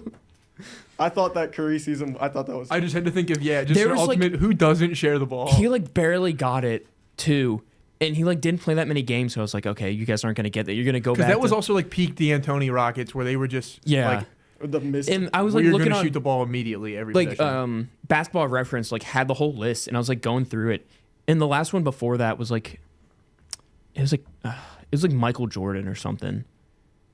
Or it was like Kevin Durant in like the early 10s, and I thought guys were going to go there. I didn't think you'd think of James Harden, man. All right. Liam, you're up. All right, this one I think you guys don't know ball if you don't get. I think this is easy. Oh, no. This pivotal role player from the 2011 Heat went by the nickname Birdman. Chris Anderson. Yeah. Okay. Let's go. That's what I didn't know how to gauge. He was a Cav, too. Yep. So And a Grizzly. In the year they won. I think he got a ring then. He might have been the year after. It might have been. I don't believe he was on the 2016 roster. I have another question about a member of the 2016 roster later. Oh, man. He played. Is it James Jones? No. He played 2015-16. I knew it. No, So that was Memphis. Oh, And then 2016-17, he went right back to the Cavs. man. He missed that ring. He was also Anderson Varejao. he was also suspended in 06 and 07. I'm not sure what for. But Read your question. I thought it was you. No, it's you. You're after I Liam. just went. Oh, all right. Who holds the longest gap between All-Star selections? I can give the years if you want. Sure. Yes, please. All right, 2013 to 2023. I remember who it was. I'm trying to. No. I want to make sure I got the. It's not Brooke Lopez. No, he only made one. If it helps any, he's currently active. Is he currently active on the same team that? He made the All-Stars on. Yeah. He's neither of the teams he made the All-Star on. He's playing for right now. Okay. He's also. Oh, I have it. You have it? No, I don't. It's on the tip of my tongue. He wasn't for the Clippers in that second All-Star appearance, was he? No. Okay. Starts with a C. His Not name his does? Team or or- his name? Team. Second team is a C. It's the first team. Well, what? So Celtics, Cavs. I really do think this one's like gettable. It's just not like Al so Horford? close. Oh. Was he on that Hawks team? Like 2011 Hawks? I don't think so. Okay. Played for a bird team though. What other? It's not Anthony Davis. I really want you guys to get this one without me handing it to you because I feel like it's just the fact it is like I know you guys know him. It's just the fact that like I don't know how to get there. CJ McCollum? No. You want me to just give it? Yeah. Yeah. Just Drew go ahead and give Holiday. it. Oh. Who is it? Drew Holiday. Oh, He made it in 2012, 2013 at age of 22 with the 76ers. And And then then with the Celtics? Yep. Or wait, no, with Milwaukee. Oh. Yeah, I'm mad at that one. Wow. I might have threw you off with he made it on the team that starts with C. It was the Bucks. My bad. My question is looking a lot easier now. It totally invalidates that question. sorry. Doesn't count as me and Sean getting it wrong. Yeah, we got it right. Apology form coming your way. Who was the first MVP? I wanted to say Jerry West, but No. is that right? George Mikan. Nope. Bob Pettit. Yeah. It's disappointing performance for me. Random 96 overall, usually in like 2K. Yeah, no, you go to the Lakers all-time team, and he was there with an A+ everything, knowing the 3-point line. Wait, Pettit's a Hawk, wasn't he? I think so. I think he went He might have Lakers been. Hawks. I think was it the Minneapolis Lakers at the time? Yes. How ball knowledge of me. All right, this is another easy one for mine. Name the 3 cover athletes of 2K16. 16. Curry, Harden, and Anthony Davis. Yep. I'd never played 2K, so that's all you. What an absolute heat check from me. How great. Oh, who holds the record for the oldest rookie debut? That's mine. Ferdinand Korkmaz or whatever. Close. It's I was thinking Did he not play for the 76ers? No. Oh, Did he play for Spurs? He played for an equally bad team at that time. I thought it was Because Korkmaz was Nate old. Robinson. Not Nate Robinson, was it? No.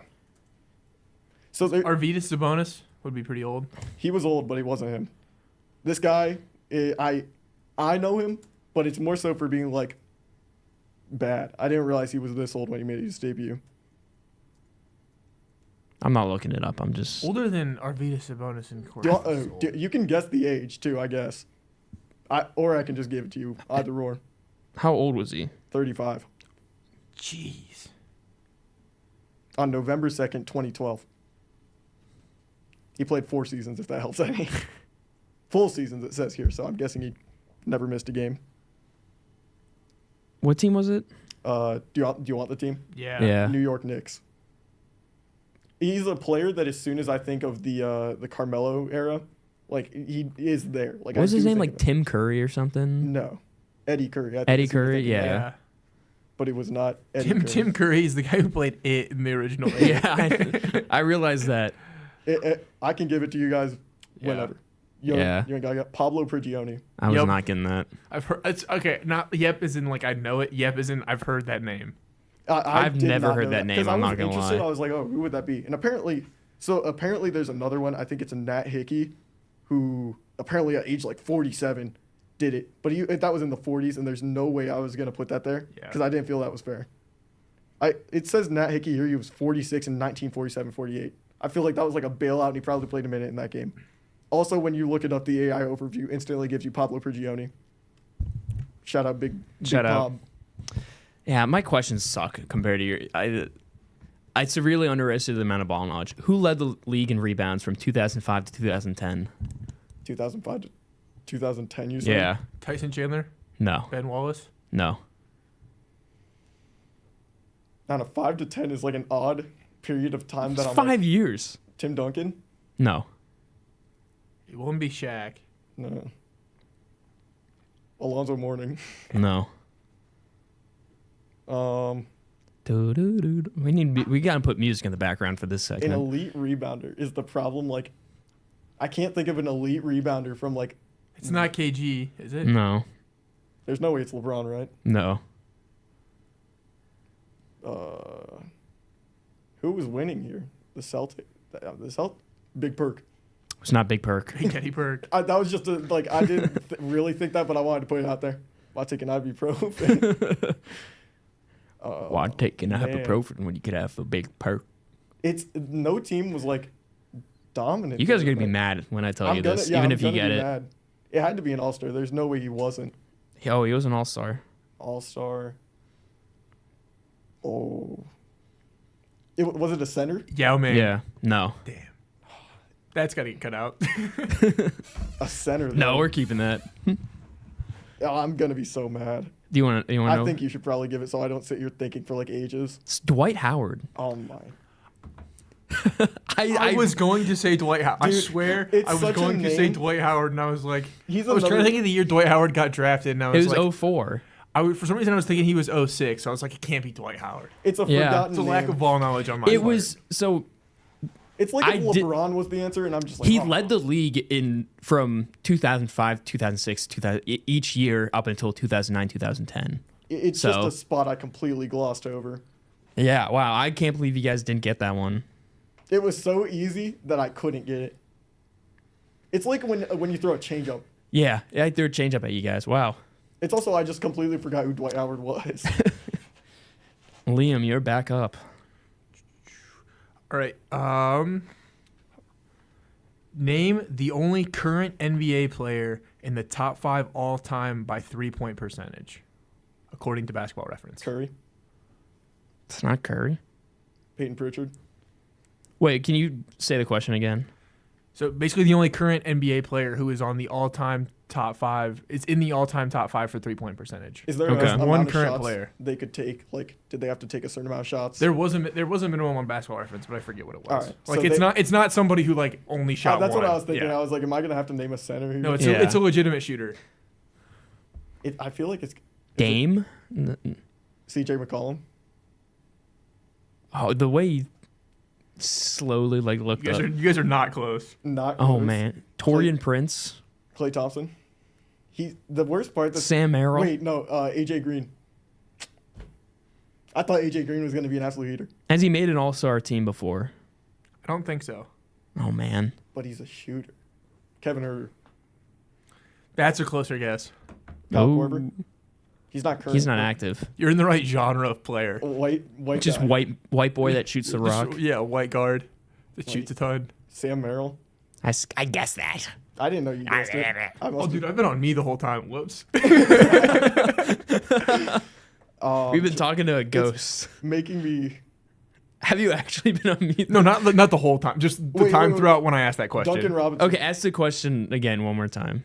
Was it Duncan Robinson? So the only current NBA player that is in the all-time top 5 for 3-point percentage. Okay, that's who we've been guessing. And it's not Duncan Robinson. No, it's not Duncan Robinson. What Ty team Jerome. does he play for? He gets lost for me. Last I remember him, he was on the Pistons, but he's not on the Pistons. Malik Beasley? He said White. What is not on the Pistons? Yeah. Well, you said you last remembered he was on the Pistons. And it's not. Duncan Robinson was it's just it's so Yeah. last you remember. And he's just a 3-point Simone Fontecchio. Nope. We'll pull this back over to me. Oh man. Who? Well, he was a Piston at some point. That's the thing. I can't think of a Piston besides Yeah. Duncan Robinson and Malik Beasley, who was Okay, I got his team. You want his current team? Yeah. The Hawks. the Hawks. Oh man, Wait, that that's- doesn't slim wait, it no, down no, at no, no, all. No. What's his name? Luke Kennard. Yep. Oh wow. I doled your hand, but you got it. I'm happy enough that I remember Luke Kennard was man. there. Probably brought up eventually. I think in the first episode I said that he moved. Probably. Yeah, But- we did go over. He's one of those guys that's just kind of been solid for That his entire career, but Yeah, Yeah. not like team- noteworthy. without the team he was playing for, I never would have gotten that. Yeah. No. Because I was on the Duncan Robinson thought for the longest time, being it has to be a person that's high volume, and high volume, no, just a person that's open. And we were guessing people who just huck it. So now it's mine. Yep. Yeah, I mean, he's shooting 41% this year. How many attempts, though?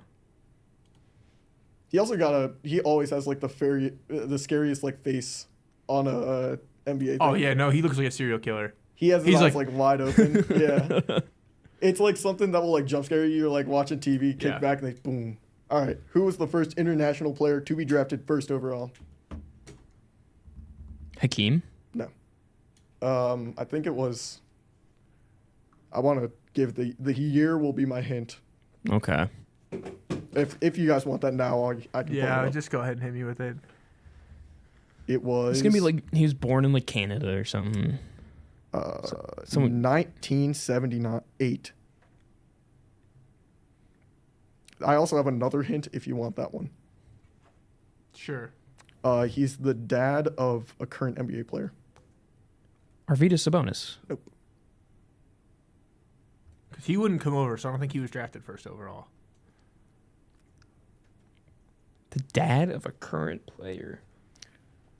I'm trying to think of all right, so that current player, I have another hint, but it's pretty much a dead giveaway if you know who this the dad is. I'm bad with NBA drafts, so. I am too. right. I'm just The son in the NBA is highly considered to be washed right now. what? What's Chris Paul's dad's name? It was not Chris Paul's dad. Do you guys want the answer? Oh wait. What's Klay Thompson's dad's name? No, baseball player. He was a baseball player.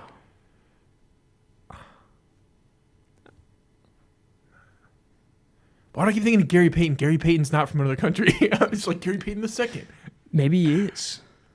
All right, I think you're gonna be absolutely mad when I say who this is. Who is it? Michael Thompson, the dad of Klay Thompson. Oh, it is? Yeah. I thought he played baseball, like the brother. I knew he didn't play baseball. Drafted in 1978 to the Trailblazers. The way he looked at me, the way he side-eyed me. You literally, when you watch that back, you're gonna see me look directly into the camera after you say that because I I'm looking down to he was from the Bahamas. All right, I'm counting that as a win for me. I do. I think. Yeah, you said it. I think you were thrown off by. Yeah, I thought he would. You said it though, and I would have back. been like, I thought he would have been like, you're right. The thing was the name. I felt like you knew the name, but then you were like, I got no clue. So I was just like, I kind of got. I would have gotten to Thomas. I also didn't want to be like, oh, it's one of the most common names of all time. Whatever his name was. Like feed you, Michael Thomas. Answer. I would have gotten there. Is it my turn? Yes. Okay. I'm changing this question a little bit because you actually said the answer to it. I said, in honor of LeBron playing his 23rd season this year, who was the oldest player to ever play in the NBA? The correct answer was Nat Hickey, 45. But he was a coach for the Providence Steamrollers, and he chose to elevate himself for one game. It rocks. Jackie Imagine Moon. your team being so like buns. So I did put on here another player. This is the oldest player to play on a contract. Vince Carter. No. He was 44. And I have the last year he played. Last year he played go. 2005, 2006. 5 and 6. Was this like, was he consistent up to this point, or was he just like, they brought him back? I believe they just brought him back. Like a Rob Gronkowski brought him back, or like he actually played? I'll see right now. One more game. Someone should do that. Like someone like who didn't end their career the way they want to. One more game. Just like random team. Let me see.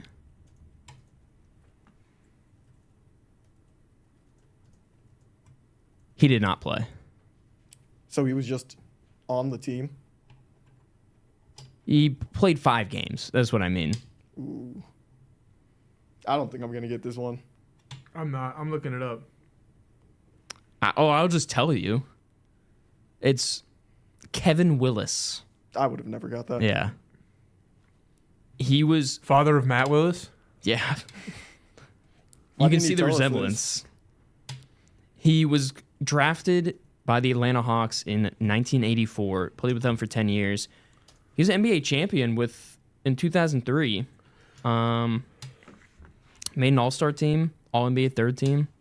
Didn't really do much else. He was 12 points a game, 12 points a game for his career. So yeah, solid player. Educate yourself, guys. All right, I guess I'll go. So Zach Edey won back-to-back Naismith Players of the Year from 2022-2024. 2 people have done it 3 times in a row. Who are those players? They both played in the NBA. I have no 3 idea. players who won. 2 players who won the Naismith 3 times in a row. All right, 2. So they have to be. The hard part about this is the fact that they played all 4 years, or at least 3. And that's just something I'm like. They both most notably played for teams that wear red. I don't know if that helps at all, but it probably doesn't. So maybe like a Louisville or something? No, or? in the NBA. I'm giving you. In the NBA. Okay. Oh man. I'm completely drawing a blank on people who played all 4 years in college. This is beyond my pay grade. I know like football, NFL, And college. They won Naismith Player of the Year. I'm like, you were like, they wore red and they played however many. I didn't know if Sam Merrill played At all least 4 one's years. in the Hall of Fame. I'm not sure if this. I don't think the second I one was is. thinking current. I don't know why. No, not Yeah, current. no, not current. All 4, They had to have been drafted like, and they played in red. man. And that's the thing. They weren't drafted. There's no way they were drafted high. Because it I wouldn't be think like. they both were drafted really high. Was Hakeem Was it one? Arvydas I don't Sabonis? know. No, both of you are wrong. Arvydas Hakeem was Sabonis. close though with 1. Hakeem, Ralph Sampson. Yeah. So Nice. Ralph Sampson's the 1. And then. The other one's a better player than Ralph Sampson all time. Was he drafted before or after? Before. Okay. Ralph Sampson, way before. Way before No, him. well, okay, not way before. What year was that guy Yeah. drafted? Oh, Bill Walton? Yeah. Wow. Good job. This is why I keep you around. That's why you're here with me. Ball knowledge. A little bit of emote. Do a little Fortnite dance. Yeah. Yeah. Your All right, turn. let's get this moving. Yeah. Yeah, Let's who get was this. next? Me? You. Yeah. All right, when was basketball added to the Olympics? Basketball or NBA players allowed to? Basketball. So it's not 92. That's just the dream team. Well, we can just go every 4 years. 42. Earlier. 36. Yep. You want to guess women's basketball? Never. No, I it's think there. there's 36, and then I think it's 40 something. Where I believe Japan was the country who. There's a whole YouTube video about it, but they tried to get people taller than I think 6'5" banned from playing basketball. It's not fair. 44. No. 40. It's way later than I expected for women's basketball. 68. 66. Even later than that. 78. 76. 76. Montreal. Wow. That's honestly not good. I feel Shout out women. It's not too like Shout out women. there wasn't like a WNBA then, so I'm not like too shocked, but it is weird. All right, next? Sean. All right. The rest of mine are like you only get one chance. You only get one Okay, shot. because it's not like name the player. So the first one is which franchise has more Hall of Famers, Celtics or Lakers? Celtics. It's got to be Lakers. Is it your guys' final answer? Oh, I thought since you didn't give it to Yeah. Yeah, it's got to be Lakers. I'll just play. Yeah. You're just playing opposite? I mean, I do think it's Yeah. Lakers as well. All right, it's Celtics. Let's go. Can you tell me how many? How many they each have? 39 for Boston. Close. 35. What? 40. No. 41. 38. No, you're going in the wrong direction. 38 for Celtics. Bang. How about the Lakers? 29. No. 31. No. 33. Yes. I thought it was going to be like right there. Like just one behind. Very good. Very good. Very good. All right. All right. This NBA champion big man was traded on draft night in a deal that included himself and Ray Allen for Delonte West, Wally Szczerbiak, and fellow draftee Jeff Green. An NBA champion? Yes, he won an NBA championship. Who was it? Or Yeah, wait, who was it? what was the question again? It's our bowl, ain't it? And Jeff Repite, Green? por favor. So, NBA champion big man, when he was drafted on draft night, he was traded. He and Ray Allen were traded for Delonte West, Wally Szczerbiak, and the right to Jeff Green. So to play this like smart would be to remember who Ray Allen got drafted by, which I can't remember. But I think It was the Bucks, was it not? maybe. Is this Or no, because It's not who he was drafted by, I Yeah. don't think. because if they traded him, then This team traded him, but I don't think they drafted him. okay. Do you want the team that traded him? Yes. Traded the two. Hint, they don't exist anymore. Oh, so Charlotte. Supersonics. Oh, Supersonics. Supersonics? Wait, so they traded. So Ray Allen was already playing. Yep, and they drafted Big Baby. Big Glenn baby. Davis! Glenn Davis! I wouldn't have got That was that Big because Baby. I don't know if I would have pieced together that Ray Allen went to the Celtics right after. I think it's Big Baby though. Yeah. yeah, it is. Yeah. I only got one more for this. So you're next. We did 7, right? That was No, the- you're next. Oh, I'm next. Yeah. What NBA team has never changed their logo? Oh man. Oh man. the New Orleans Pelicans. Nope. I think they've actually changed it too, which is funny. Since they've been in New Orleans? They Oklahoma City Thunder, because they're not the Supersonics. So yeah, is this counting like franchise relocations as like a name change? I think so. Atlanta Hawks? No, they've No, changed. because they had that like. I didn't know if bird- the one stayed the primary because they've had the circle one they had like forever. I feel like No, they had like a bird one that was holding a basketball. Celtics. The Heat, Nope. Magic. No, they just changed it. Orlando Magic. Orlando Magic. Oh. The Kings. Nope. Let's just start throwing out guesses. This team is one of the most. It's not the Nuggets. Do you want a hint? Bulls. Yep. Okay. I was gonna say it was one of the most iconic teams of all time. Yeah. But and then I knew you were gonna say that, so that's why I jumped on when it. you think about it, it like literally.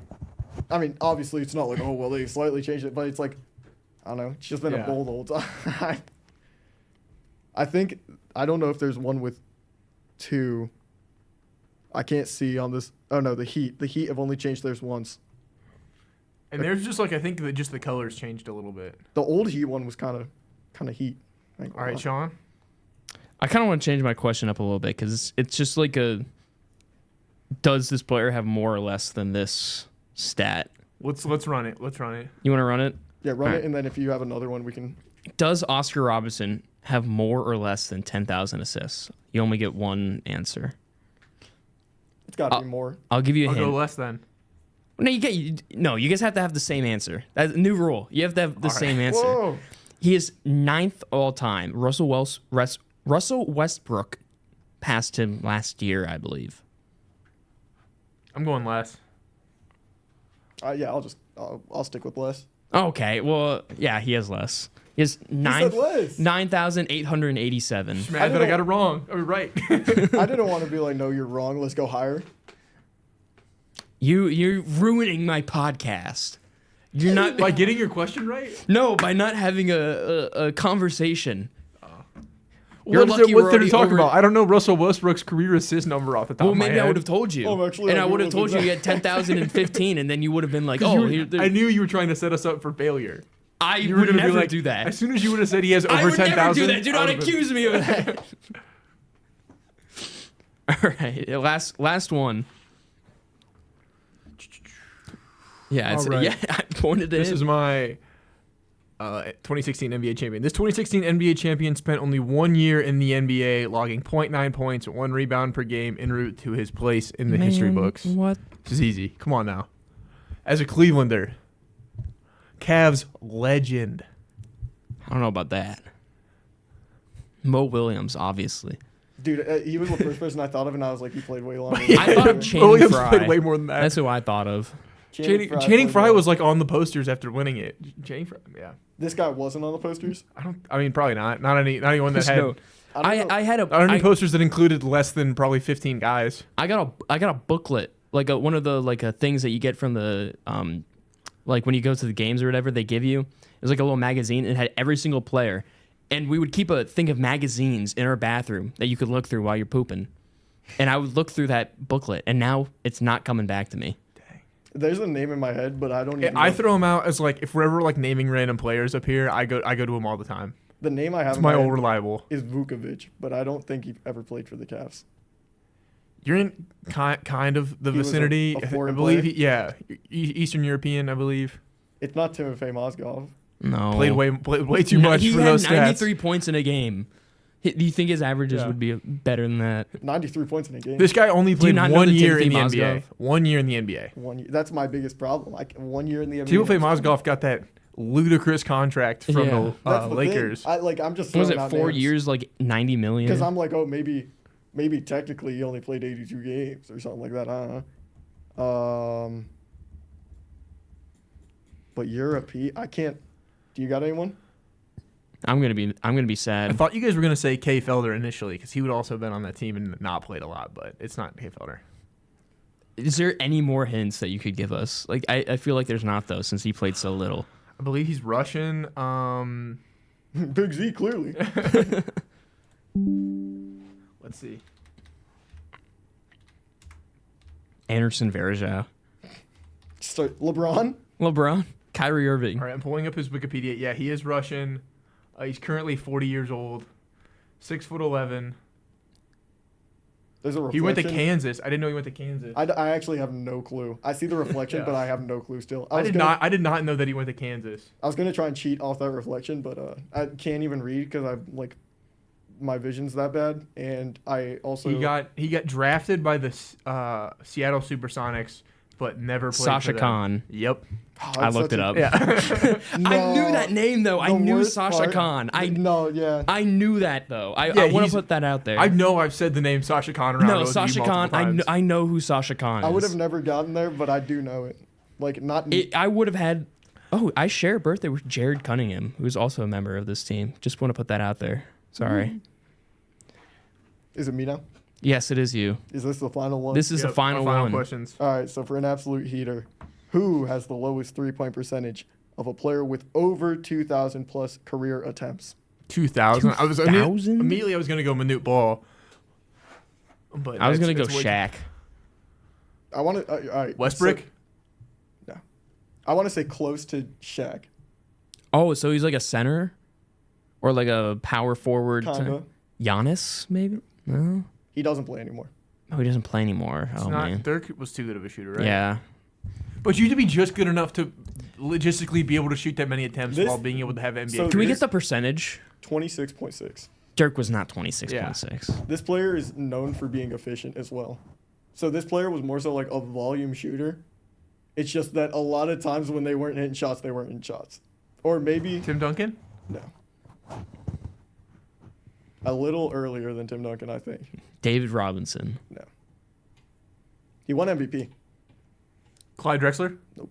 Oh, wait, he didn't win an MVP. I'm a moron. I think he did. Clyde Drexler win? Oh, who? I'm just thinking of like guys from that era that can't shoot. Going back to like Hakeem, but I don't think he attempted that many. Clyde Drexler never won an MVP. Magic by the way. Johnson? You're getting further away, so like close to that. So one. it's like the Okay. Jordan era. Close to Shaq. Barkley. Jordan. Yep. Yeah. Charles- Oh, Barkley. yeah, I've heard that. I think I've Yeah. heard that stat With- before. 2,020 shots taken. He made 26.6%. Wow. And now he talks about them big old women in San Antonio. Yep. Respect. Respect. I thought that one was funny because I didn't even know you shot threes. All right, you guys have to agree on this one too. Oh, this is the last one? This is the last one. Bonus? Yeah, last round. Well, no, Yeah. this was the last round. This is the last one though. The Sean Wick special. Close it out. Yep.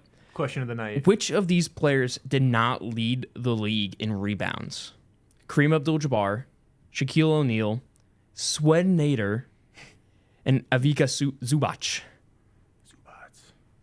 All right, so Fantasy basketball legend, by the way. Yeah. Zubac is amazing. Zubac is so if we're amazing. thinking about this realistically, Swed Nader has to be. There's Yeah, no has way to. he pulled that Yeah, one he out. would. He wouldn't have just put that on the list.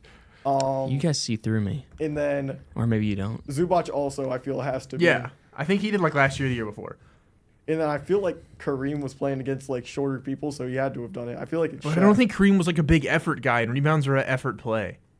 Yeah. And I feel like Shaq. I don't know. There's the I chance. feel like I've heard Shaq talk crap, being like, "I've led the league in rebounds, you haven't."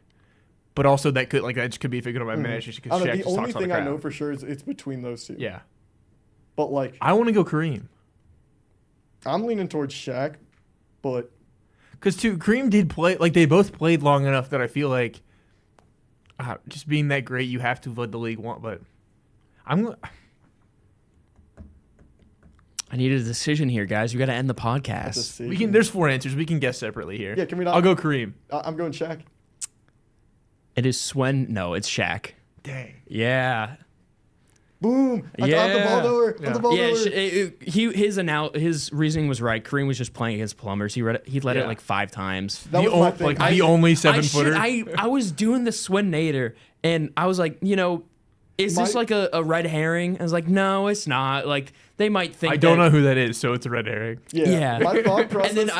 And then because the other ones was like, it was like Dwight Howard, and then obviously I couldn't put that after my last question. It was yeah. My thought process between that one was there was no way that Swed Nader, it was either he led it one year or he's not real. Those were the two. Just trying to options. get us to be like this. You guy could have doesn't- been like yeah. Jackie Moon, like same effect to me. He did lead it one John year. Smith. Yeah, exactly. And I would have been like, I don't know. The thing with Kareem too was I was just like I felt like he played long enough, and then he also had those years with the Bucks where he was the best player. Yeah. Mm-hmm. Where like I could see it in the Lakers years where like Magic's taking those rebounds, but not those. And Yeah. then you look it up and it's all on the Lakers, and I'm wrong. Yeah. I want to look up like Did the. he wait? Did he lead the league in rebounds as Lou Alcindor? Because I'll take that as a win. If he Yeah, only hold up. led the league in rebounds as Lou Alcindor. No, he was listed as Kareem. What years did Kareem? Lead It was the a league in few. rebounds? I'm just trying to dig for anything here. He's also the third leading rebounder in history. Kareem is. But he also played for 1,000 years. Yeah. The last time he did it was 76-77 when he was on the Lakers. When? It doesn't list him. I don't think it even lists him as like. 76, Yeah, I should have done Mel Daniels, Swed Nader. Artis Gilmore and Bob McAdoo. That's what I should have done. All right, so for Kareem, he changed his name in 71, and he led in 76. You said. Yeah. So I can't get you on the 76, 77. When was his earliest though? Or did he not? I lied. It was 75, 76, and then 76, 77 were the 2 years he did it. Did he perhaps lead in 1969 to 70 and or 1970 to 71? He did not. You were right then. He never led as Lou Alcindor because he changed his name. Well, he was hoping that he led as Lou Alcindor. Yeah, it was like if he led it as Lou Alcindor, then I was right. Well, on it a works both technicality. ways then because he never led then. He so technically I should have said Lou Alcindor. Yeah, he didn't lead. My question should have been Lou Alcindor, not an elite rebounder. However, Kareem Abdul-Jabbar, all-time great. I know there was also like when I looked up just straight up like NBA trivia, it gave me like the stupidest answers because it's like the most like cheesy easy stuff. But when I did find, I was trying to just think of players and be like, what dumb question like can I ask about? Like that's really how I got like the Big Baby Davis one was like, what question can I ask about Big Baby Davis? I was thinking like literally like shower thoughts. Like I was literally in my bed and I had to turn over and put in my notes app. Yeah, that's where the idea came from. I just like I pulled up NBA reference and I was just like looking through lists and was like trying to come up with questions. That was my thought process. One I saw was I think it was I don't know how you would have worded it, but Bruce Jenner was drafted to the NBA. So I should have been like, what inanimate object was drafted in the 19th round of the 1957 NBA draft when they like would draft chairs and like stuff like that? The team needed a new washing machine, so they took a washing machine with their second round pick. We'll go one more, just a bonus trivia question. You want one? Yeah, let's go for it. All right. So the first and only woman drafted to the NBA was in what year? This got to be super early, right? Yeah. 48. No. It's not super early. 53. 65. Wait, 65, 53? No. Yeah. 65's closer though. 66. Nope.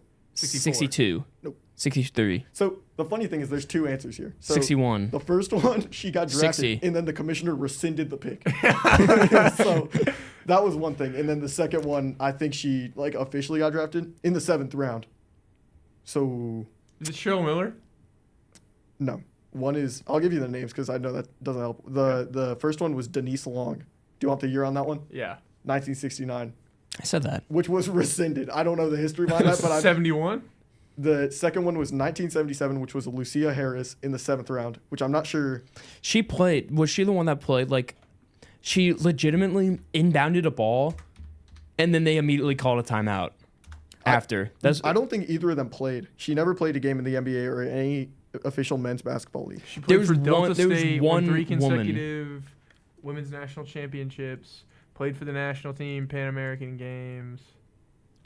Was the first and only woman to be officially drafted by the NBA. She was inducted into the Basketball Hall of Fame.